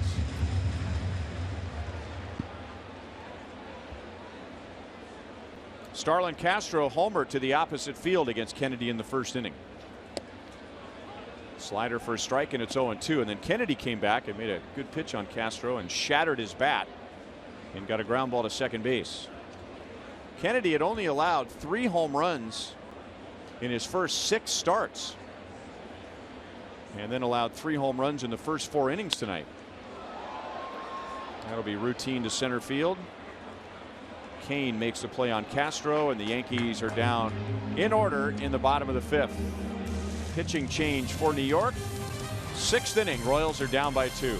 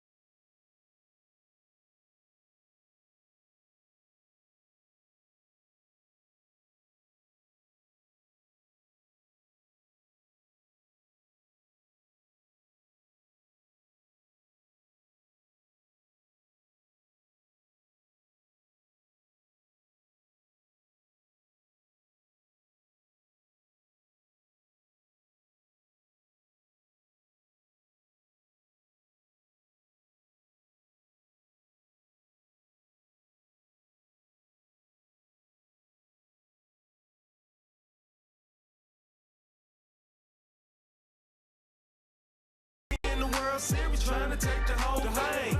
We too hot right now to have a cocaine. Pitches on the mound, throwing 90 miles an hour. I see the clouds move in, looks like scary showers. Must stay focused, I'm trying to knock it out the park. The field lights came on, cause it's getting dark. I feel my heartbeat, adrenaline pumping. The crowd jumping out the seats cause they see me coming. 5-3 Yankees. The Royals come up in the top of the 6th inning. And it'll be Kirby Yates.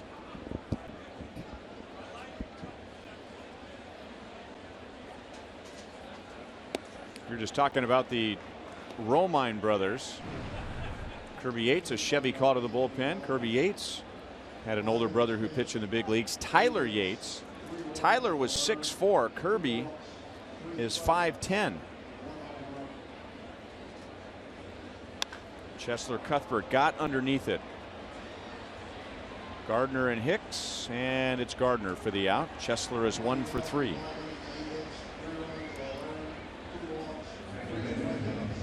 Our Sonic Slam inning contestant is Scott Stedman from Independence, Missouri. If the Royals hit a home run in this inning, Scott wins $1,600. If the Royals hit a grand slam, Scott wins $25,000 from Sonic and the Kansas City Royals. Hope you win.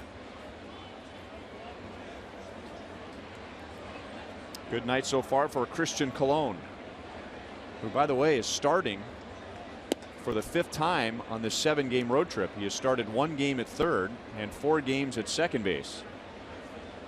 He singled leading off the 3rd inning, and then with 2 outs in the 4th, singled again, and that drove in Cuthbert. And at the time, that made it a 3-2 Yankee lead.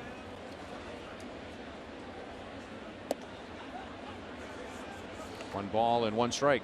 See that sneaky fastball there. Low 90s. Mix in a slider.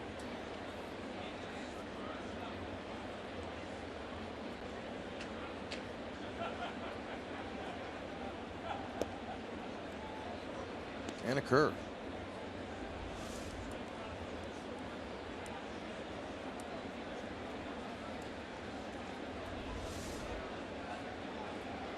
Fastball looks like it's tailing into the righties. Jammed him. And Headley wants it. There are 2 down.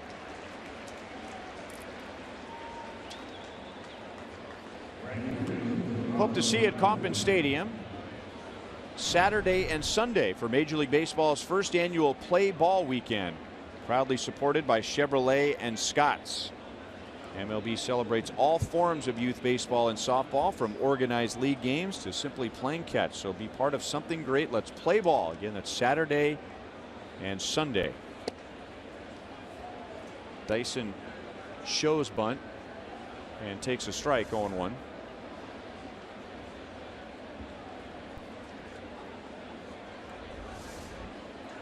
He is flied to left and struck out.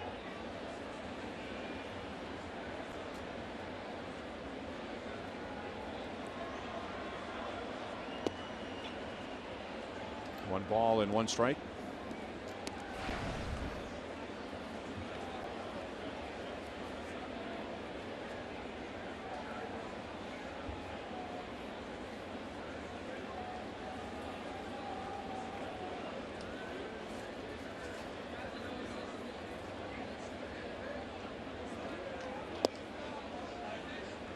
Two and 1.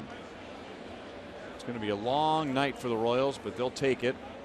Just so long as that plane lands in Kansas City. This is game 16 of a stretch of 13 out of 16 on the road. The Royals are home for that brief homestand against Washington. Otherwise, during that stretch, they have been on the road from coast to coast. Hicks comes in from center field to make the play, and Kirby Yates comes out of the Yankee bullpen and gets the Royals in order in the top of the 6th.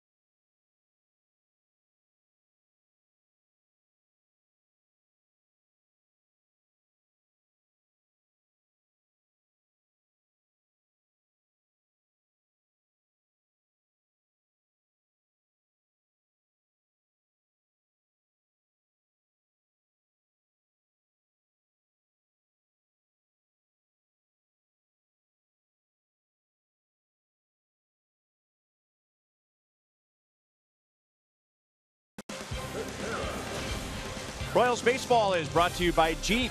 Visit Jeep.com to learn more. And by Steel Outdoor Power Equipment. Find a servicing Steel dealer at steeldealers.com or search STIHL.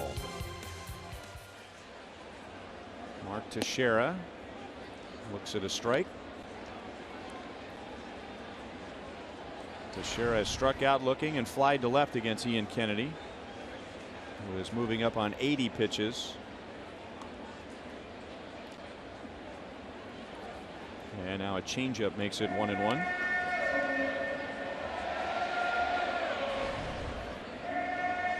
Now Kennedy, and we were looking at Nathan Eovaldi and his trends first, second time, third time through. There's a spike this time, third time through. With Eovaldi, the spike was second time through, and then the batting average went down again. But with Kennedy, he's been real tough first two times through the order. Long run for Alex. That is a foul ball and back into the crowd. You know, that's just his 80th pitch thrown. He's done a good job. Had they not just caught him on a couple little accidents, you know, put him over the wall, he's pitching a pretty good game. Yeah, he's only given up 3 hits. 5 runs, 3 hits. 2 runs have been related to walks. And I say related because Beltran in the second reached with a walk and scored. In the 4th inning, Beltran reached with a walk and he was forced out. But the runner who reached scored on the home run. High fastball, and Teixeira strikes out for a second time against Kennedy, and now Kennedy has 5.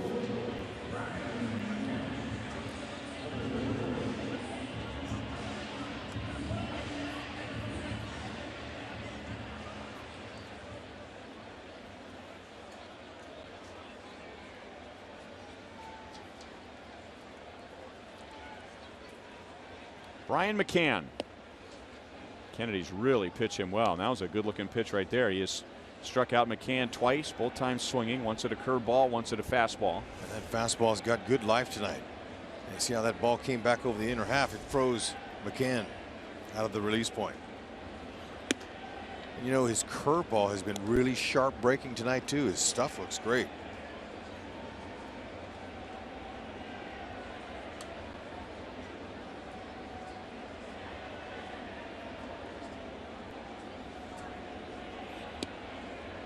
Good movement there. 1-2.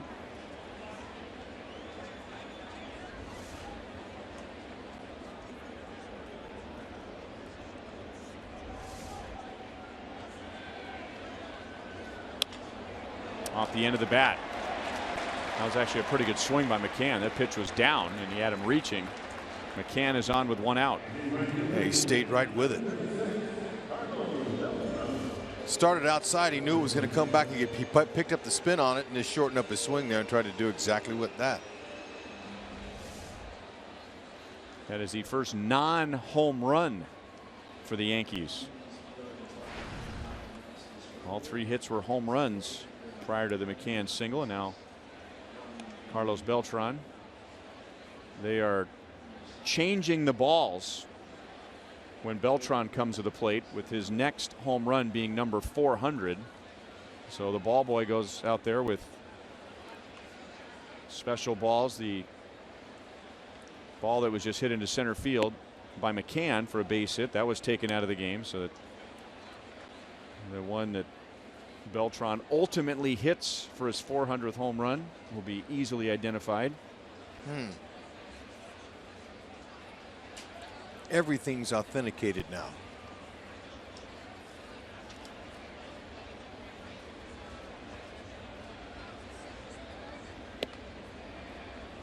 Well, I guess that's why Zach Hampel is here. Although I think he's from New York City.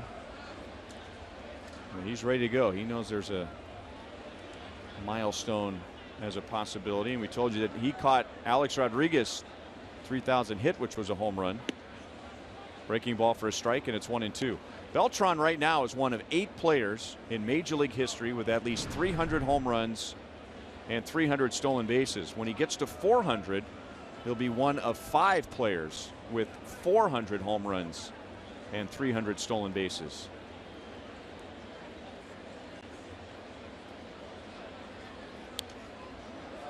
A little overmatched with that fastball. Yeah, Kennedy's tough, man. He's being aggressive with that pitch, doing his best to leave it out of the middle. And those are good spots.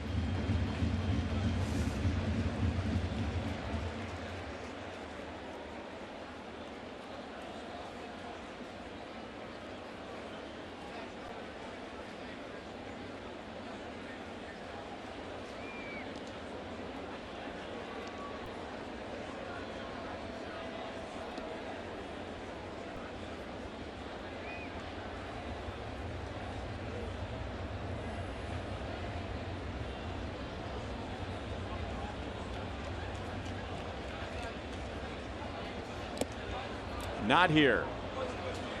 Kennedy strikes him out. He has struck out 2 in this inning and has 6 tonight.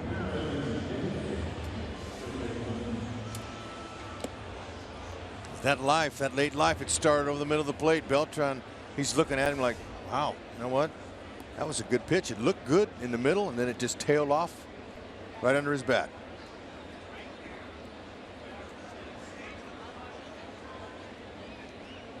Two outs, and now Aaron Hicks with McCann at first base. In the air into shallow left. Escobar wants it.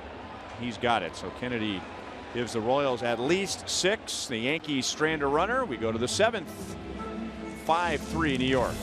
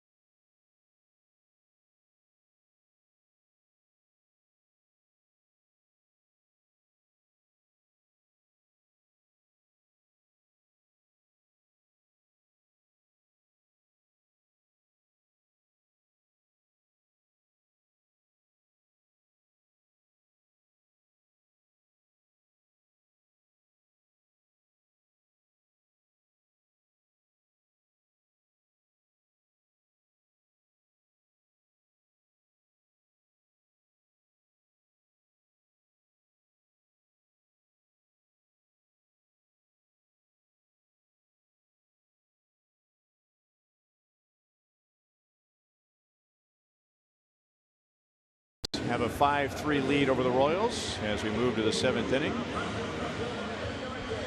And Panera takes us around the league. Detroit has lost 8 of its last 10 games, and they lead Baltimore 5-0. Baltimore's won 4 in a row. They're tied with the Red Sox for first place. Boston leads Houston 5-1. Houston is still 7 games under 500. Philadelphia is leading in Atlanta. The Braves, after that game, will fly to Kauffman Stadium. And the Angels are home tonight against the Cardinals.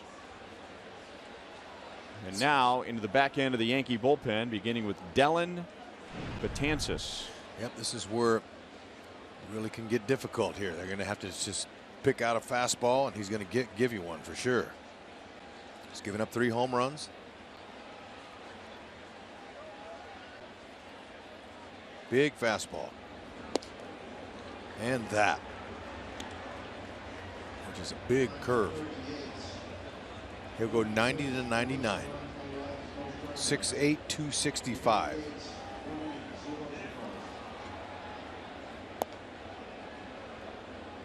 One and one on Escobar.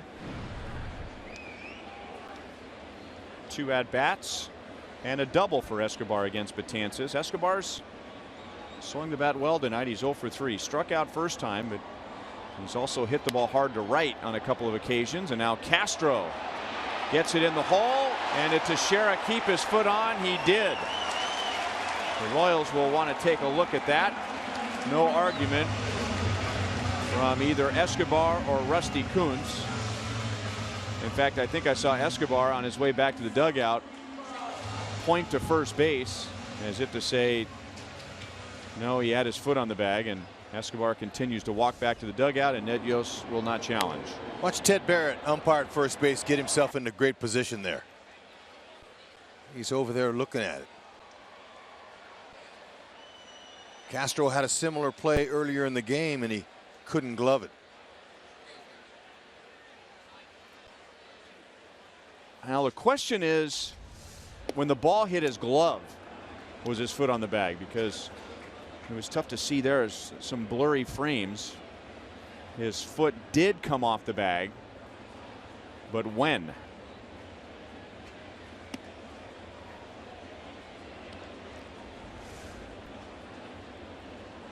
See right there, it looks like it's on to me. Yep. And then comes off. Believe me, they would have replayed that. Curveball's tough, man. I'm telling you, especially as hard as this guy throws. His teammates call his curveball the sky hook, coming from out of that 6'8" frame.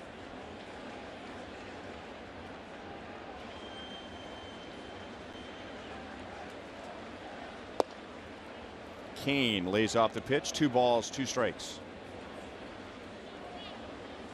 Talked to Lorenzo about his knee today. I said, Locaine, man, that's a big fear for a hitter. He goes, I know. It caught me at a good spot. It got me in the back of the knee instead of the kneecap. He said it feels good, doesn't have a lot of pain, no swelling. That breaking ball stayed up. Beltran wants it. And there are 2 down in the 7th inning. Sunday, NASCAR heads to the Monster Mile at Dover with its Sprint Cup Series racing as Jimmy Johnson looks to defend his title from last year. It's at 10:30 a.m. on FS1 or watch it live on Fox Sports Go.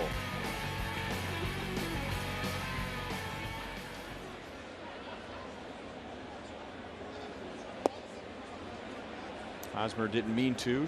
Down to the count, no balls, 1 strike. 2-hit game for Eric. Boatload of curveballs from their pitchers tonight. Evaldi did a good job of keeping him off balance. They were just getting to him when they took him out.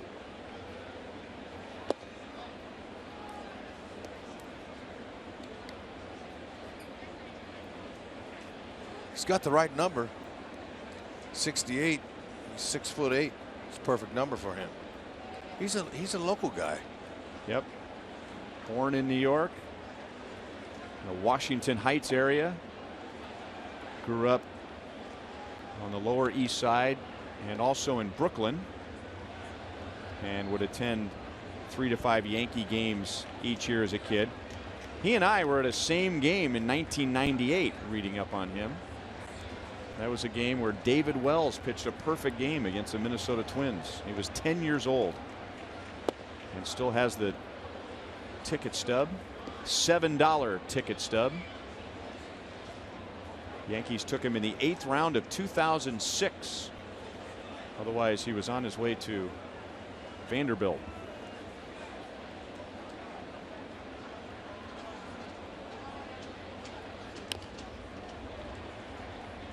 Three and 2.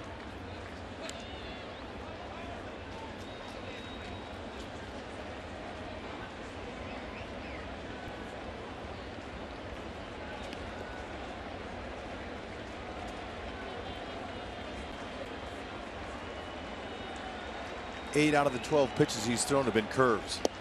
9. May not have been what the Royals were expecting against Betances. 3 up, 3 down. Special day for Yankee fans today. We'll talk about that when we come back. 5-3 New York.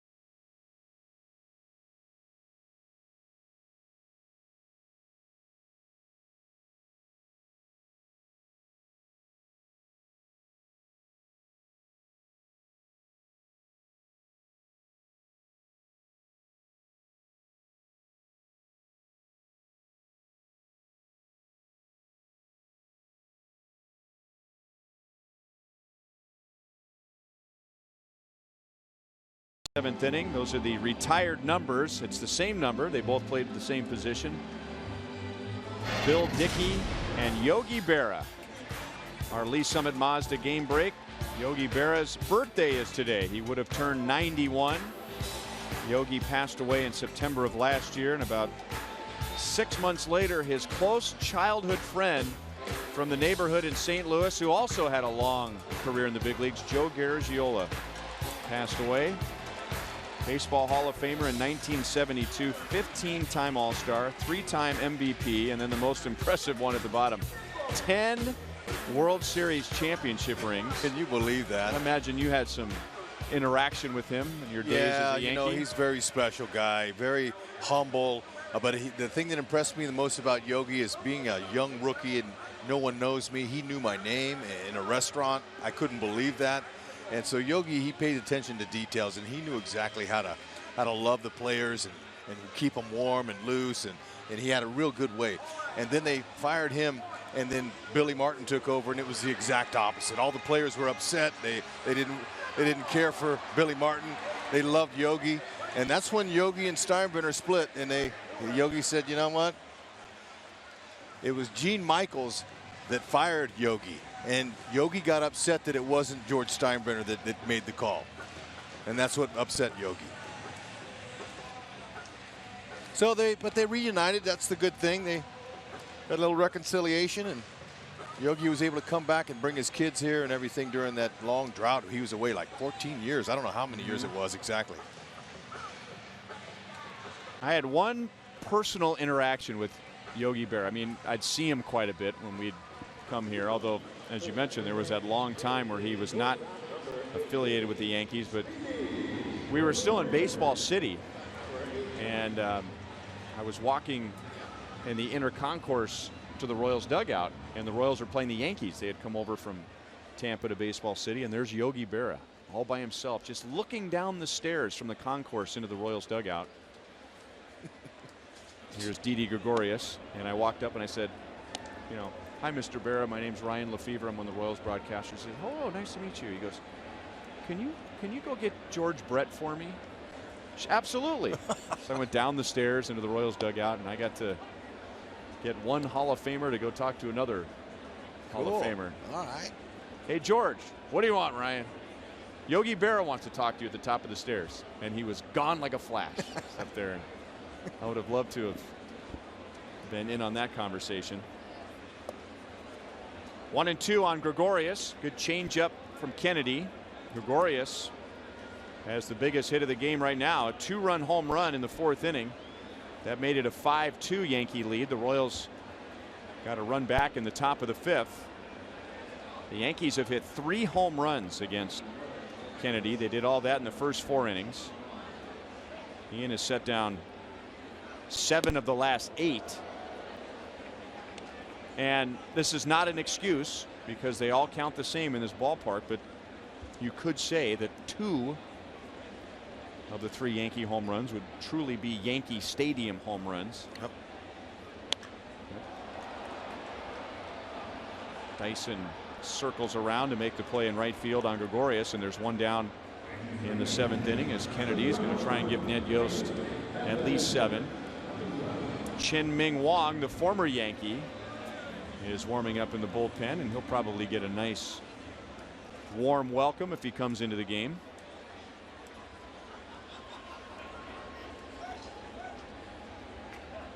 Four hits, 3 of those homers, and this is as good as he's looked all year. He's attacking the strike zone. He's got great movement on his pitches, and sometimes that happens. They caught him a couple of times and hurt him. And one of the home runs was to Chase Headley in the 2nd inning, which I do not think would have gone out of the ballpark at Kauffman Stadium, but we're not in Kauffman Stadium.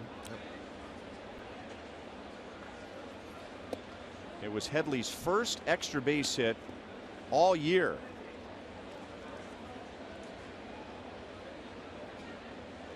Didn't get his first extra base hit until his 91st at bat. 3 balls and 1 strike. He was late on it, on a ball down the middle, and he picked the right spot. Probably hit that ball 320, 325. That ball may not even reach the wall in the left field corner at Kauffman Stadium. That is Kennedy's 3rd walk.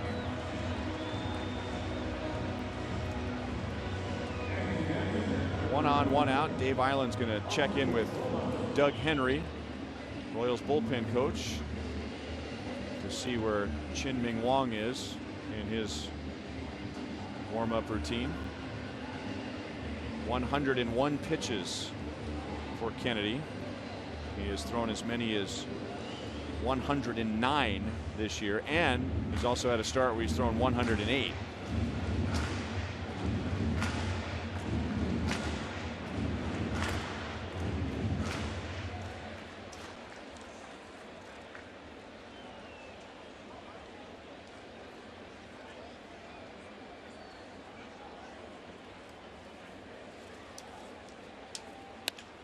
Romine past Colon. Headley stops at 2nd. Romine is 1 for 3, and now 2 on, 1 out. The Yankees are getting ready for their 4th time through the order. Kennedy's at 102, and Ned Yost feels like that's the right time to make a pitching change. I agree with him.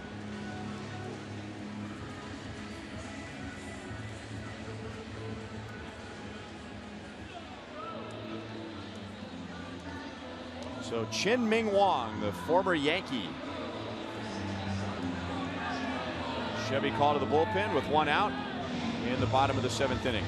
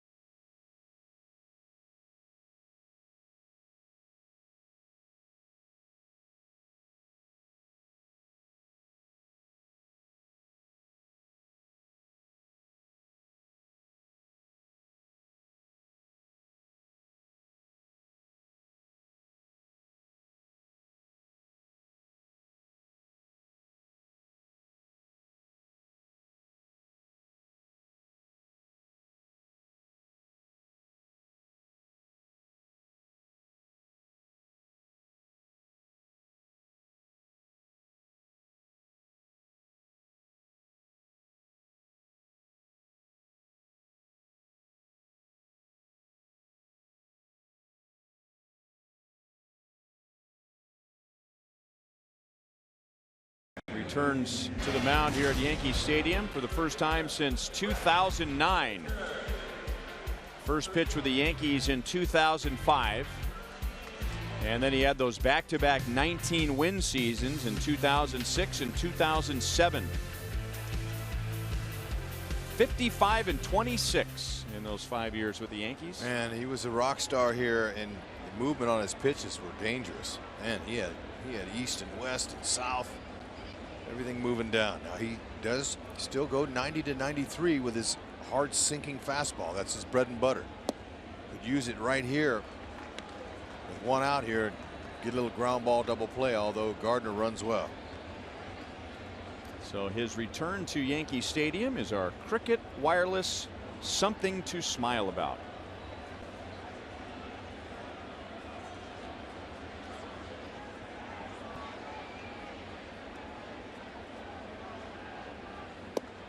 Now I go back to a conversation you and I had in spring training with Dayton Moore. And Chien-Ming Wang was pitching very well at that time, a non-roster invitee. And it was looking like the Royals wanted him to make the club. And as good and as dominating as the Royals bullpen is, Dayton brought up, you know, that we don't really have a guy who can come in and get you a ground ball when you need a ground ball.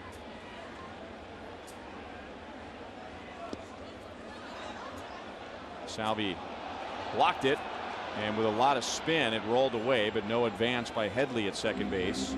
Now you don't need somebody to give you a ground ball when you have the lead in the later innings and you're going Soria, Hochevar, Herrera, Davis, but in a situation like this or in a tie game when you don't want to dip into the back end of the bullpen, 2 on 1 out, you need a ground ball to get out of an inning.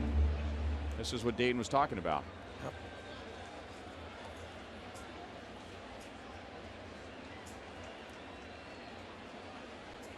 How many is Gardner hit into? 1. Gonna be 2 coming up here. Ooh, that was it. That 2-2. That sinker moving down like that. He does have a slider, curve, and you know also has a split finger, but he doesn't use those now as that often as a reliever. Mainly sinkers.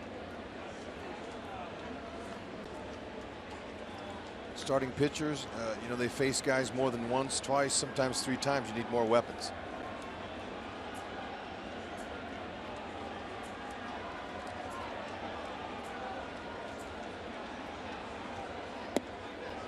Ooh. Pretty close. 93 with some good movement there. Kennedy has nothing to be down about tonight.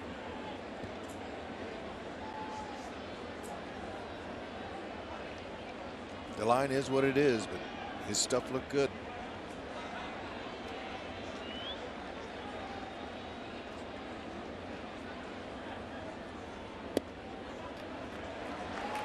Gardner takes a walk, and that loads him up for Castro.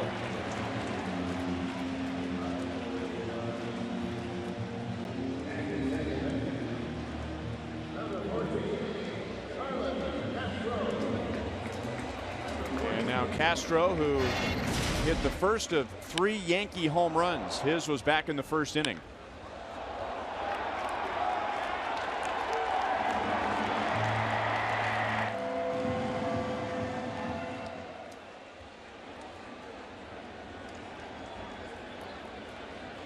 And now Wong really needs a ground ball.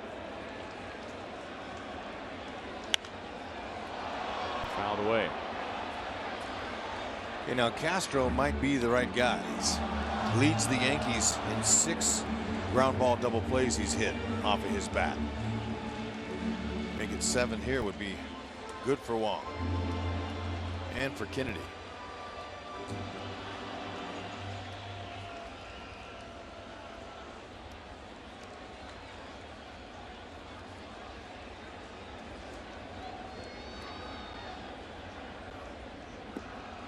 Got the pitch down, and it's 0-2.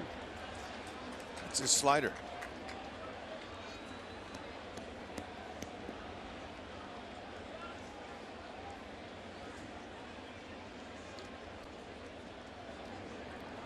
Yankees signed Wong out of Taiwan in 2000, and then he injured his shoulder just 14 starts into his professional career in 2000.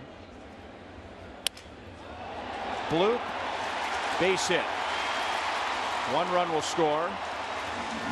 Third base coach Joe Espada didn't just put the stop sign up for Austin Romine, he put a roadblock up for Austin Romine. So that run is charged to Kennedy. Not a bad pitch. He sounded like he cracked his bat, but he bloops it into right, and Castro is driven in 2. Yeah, it just was elevated. Yeah, it was right over the middle of the plate, and a guy who's swinging a hot bat like Castro is not going to miss that. Look at the third base coach. That's how you stop a runner at third. Yeah, wow. He just stood in his way. You seen that before? Well, not that far into the line. Now bases loaded to Teixeira. Teixeira and Wong were part of the 2009 Yankees team that beat the Phillies in the World Series. That's the Yankees' last World Series, most recent World Series.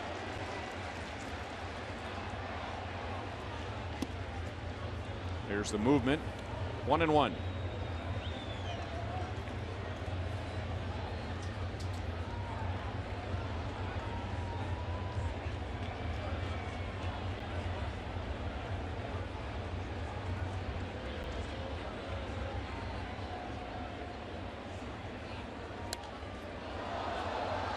One and 2. Teixeira is 0 for 3. And he has 4 hits in his last 40 at-bats without an extra base hit. Mentioned that he missed the previous 2 games with neck spasms.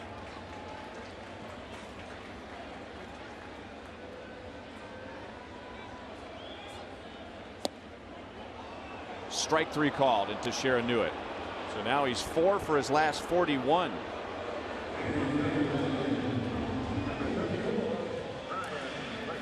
Beauty. Look at the movement. That's nice. He keeps that ball down like that. He's extremely effective.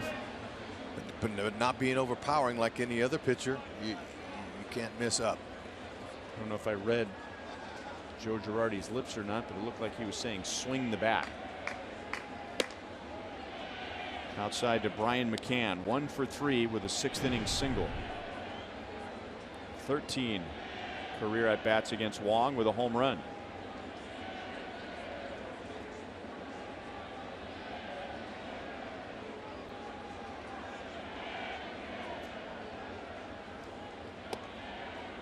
That rides outside, 2-0. It's been 8 days since Wong's been in the game. He looks pretty good. He's a veteran. He knows what his job is, and that's to keep that ball down at the knees.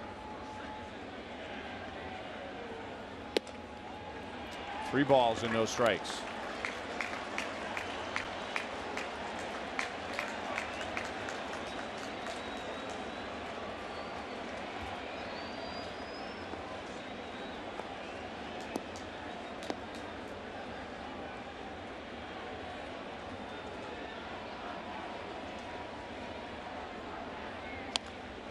Look out.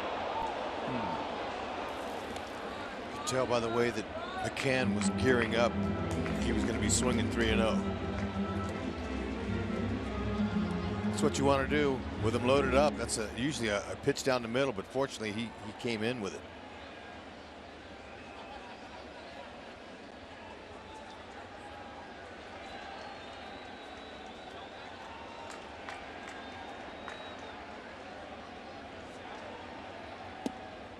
Strike. McCann is on his way to first.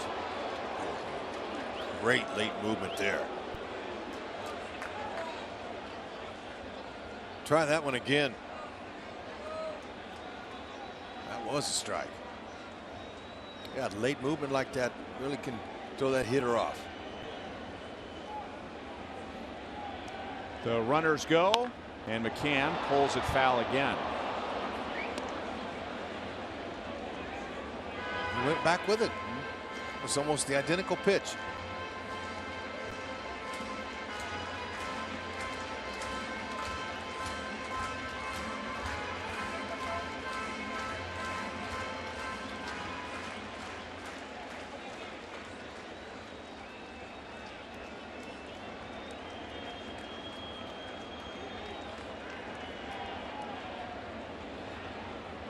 Runners take off again, and McCann walks. Wong has walked 2. And now the Royals are down by 4 in the bottom of the 7th inning. And the 2 runs in this inning are charged to Kennedy. So he's hit with 7 earned runs in 6 1/3 innings. And the bases are still loaded.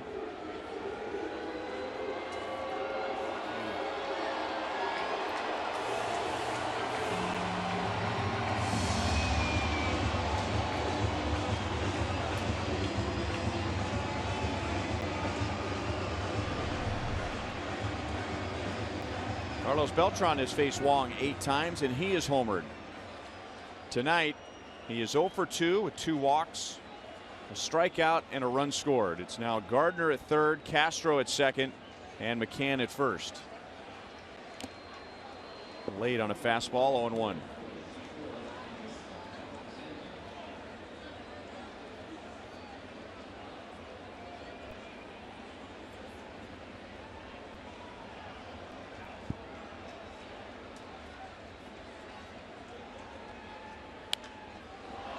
Popped up.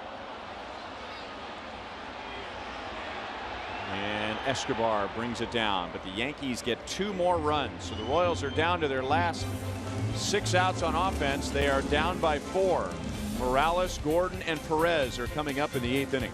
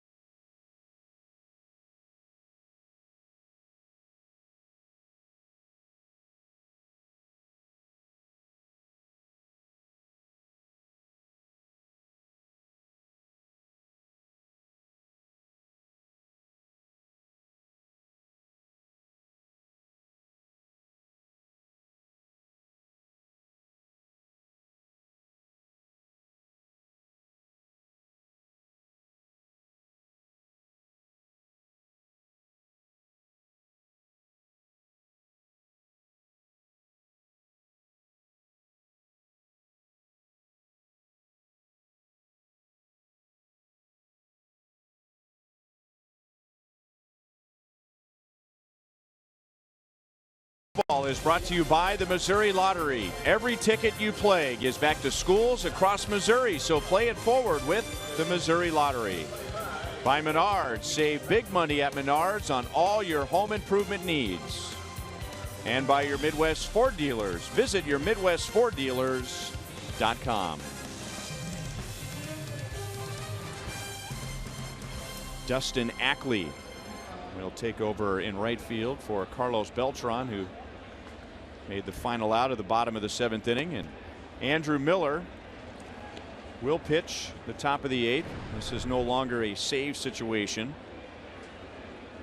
but Miller, before the Yankees had scored 2 in the bottom of the 7th, he was warmed up and ready to come into the game in a 2-run game. So Girardi throws him out there anyway. And Morales strikes out on 3 pitches. 1 down in the top of the 8th. As we promised earlier in the game, it's Miller time, brought to you by Miller Lite. Alex Gordon continuing to hit that ball. And I mean, he's making deposits. Twice now he's homered here in this series. Some base hits, some walks, starting to feel good. Now this guy can present some trouble. This year Miller's just given up 1 hit in 12 at-bats against left-handed batters. That sidewinding action, his pitches are amazing.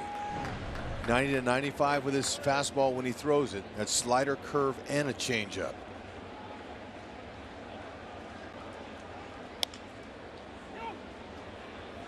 Teixeira is right near the bag, and there are 2 down.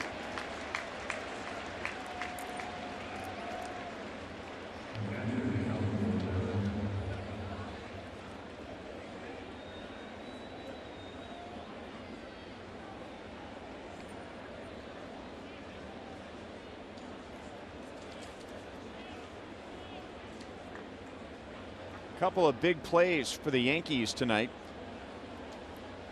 when they were on defense. In the first inning, the Royals had runners at first and third, 1 out. Nathan Eovaldi got Kendrys Morales to ground into a double play. So the Royals were scoreless in that inning. And then in the 5th inning, Eovaldi and Perez got into a long battle. Royals had 2 on, 2 out. Salvi drove one to the wall in right field, nearly hit a 3-run home run, but Beltran made the play up against the wall. Otherwise, this is a closer game than it is right now. Yeah, just another foot, and he would have had a 3-runner.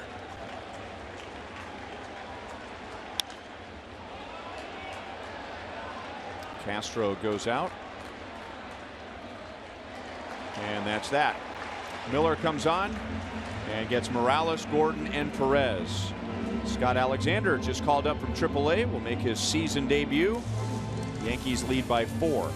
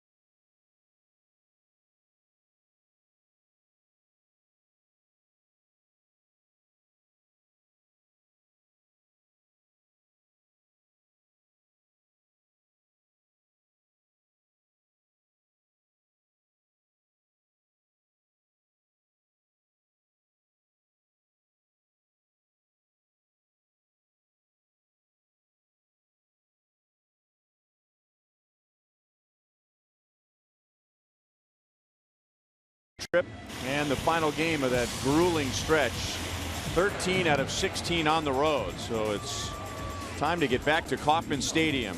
Royals are home for 6 games beginning tomorrow night. Braves are in town for the weekend for interleague play. Summer fireworks tomorrow night, a Nedios bobblehead on Saturday, and then our annual salute to the Negro Leagues and a Monarchs fedora giveaway on Sunday. And then the Boston Red Sox will be in town Monday, Tuesday, and Wednesday. Scott Alexander pitching well at AAA Omaha. He appeared in 9 games. The Royals Got a glimpse of him last year when he pitched in 4 games, making his big league debut in early September. He's done a nice job down there. They needed an arm, and he was ready. Low 90s fastball, slider, and a changeup. Likes to sink it. He's a good sinker baller.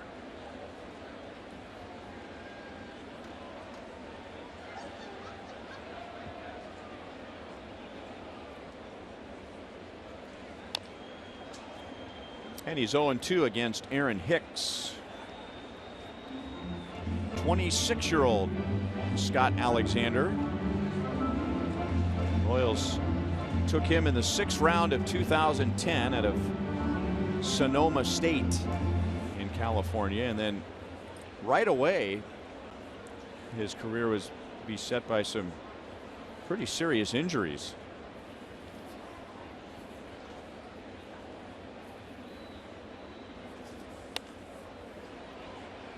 Didn't mean to do it, and he fouls it away. So drafted in 2010. Then he missed all of 2011 with left shoulder surgery. The next year, he injured his left knee and only played 1 month. So only made 22 total appearances in his first 3 years in the Royals organization. Good slider down and in, strikes out Hicks. One down. That? Attacking the strike zone. I remember asking Dave Island toward the end of spring training, you know, who's a young pitcher that you've been impressed with in spring training, or pitchers? And he mentioned Scott Alexander. You know, you like a lefty like that can come out with that sinking action and a nice little sweeping slider. It's keeping the ball down in the zone. That's beautiful, man. All of his pitches have been perfect tonight. All 4 of them. And you know, with Duffy now joining the rotation, they'll have Flynn and Alexander, a couple lefties there. Ned will have.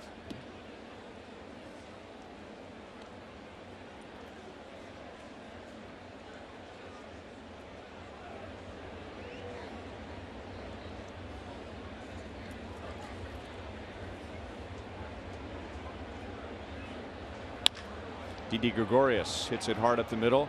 Colon backhands.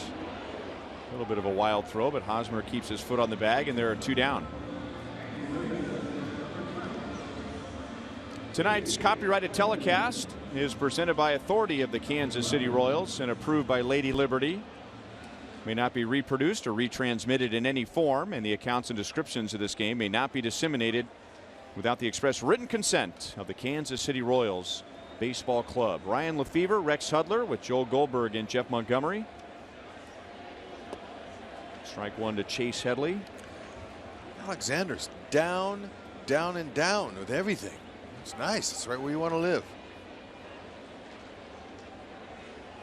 Ned was saying before the game he likes the power arm that Duffy has out there in the bullpen to come in and get some swings and misses on. There's another hit by Headley. Another pitcher that Dave Island was very impressed with in spring training, a lefty, Matt Strom. Very impressive. And that was a pitcher who hadn't pitched above A ball. But I remember the 3 names, and there were more, but just based on what we were talking about, young guys pitching in big league camp. Scott Alexander, Matt Strom, a couple of lefties, and Alec Mills, a right-hander who is just a strike machine in spring training. And now here's Alexander, needed by the Royals on May the 12th. If you hadn't heard, both Chris Young and Chris Medlin were placed on the disabled list. The Royals don't feel like they'll be on the disabled list much longer than the 15 days, and maybe it's only 15 days.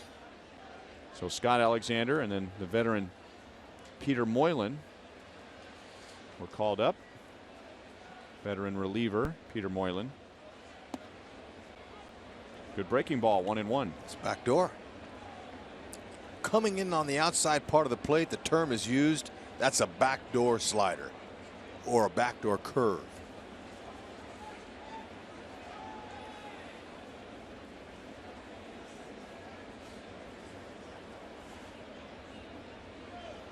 Headley runs. And it's grounded by Alexander.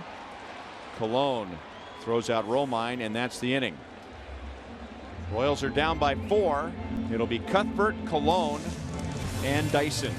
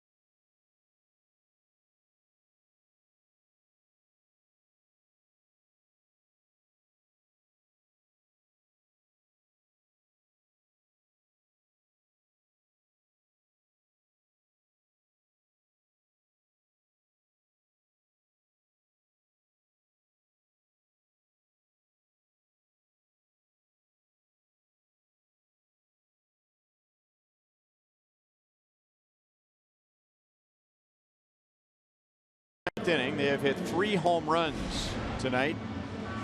In the first, against Ian Kennedy, Starlin Castro to the opposite field. May or may not have gone out of Kauffman Stadium. Probably not. In the second inning, Chase Headley. And I think there's no doubt this ball probably lands on the warning track at Kauffman Stadium. First extra base hit for him. This one, I think, goes out of any ballpark. Or Dodge drives to the game. Didi Gregorius. 2-run shot in the 4th inning. 18 home runs have been hit between the Royals and the Yankees in this 4-game series. And this is Chasen Shreve on for the second time of the series. Monday night in game 1, Shreve pitched the 8th inning and allowed a home run to Eric Hosmer. And we saw this lefty with his lower arm angle come in and work that fastball slider split finger. 89 to 93.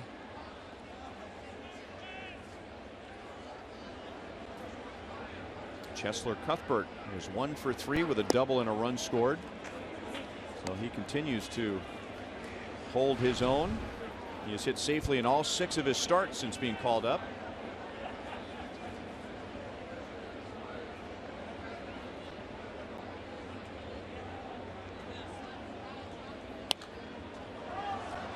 Two balls and 1 strike. Shreve, see if this rings a bell, and don't feel bad if it doesn't. Shreve is from the College of Southern Nevada. Never heard of it. And until one player played there, I don't think anybody had, outside of the city that the College of Southern Nevada is in. I know now. It's ringing a small bell. That Washington Nationals left-handed hitter? Yes.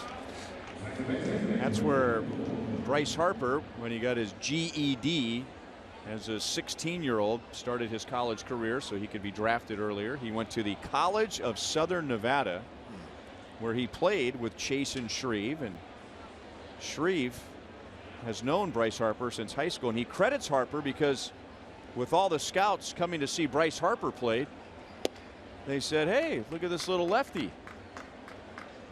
And that happens a lot. Scouts will go to see one player and they stick around long enough and they see another player. And I've heard many stories of the player that the scouts went to see never got to the big leagues, but the one that they discovered unexpectedly that day did get to the big leagues. Colon finishes his night 2 for 4, and now they're 2 down in the 9th inning. Yep. The art of scouting. Reminds me of Art and all of his stories about staying late and discovering somebody else they never came to see. Paulo Orlando will bat with 2 outs. Dave Holtzman is reminding me that that's how Tim Collins was discovered by the Toronto Blue Jays.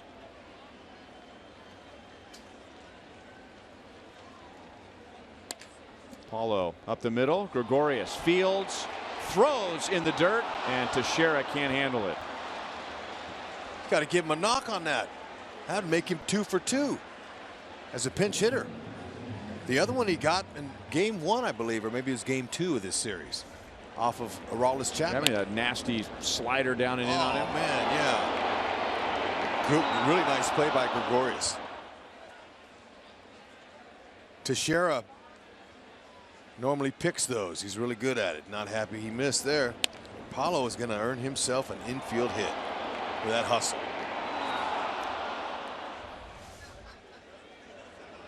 Well, they got the hardest part out of the way, making that diving play.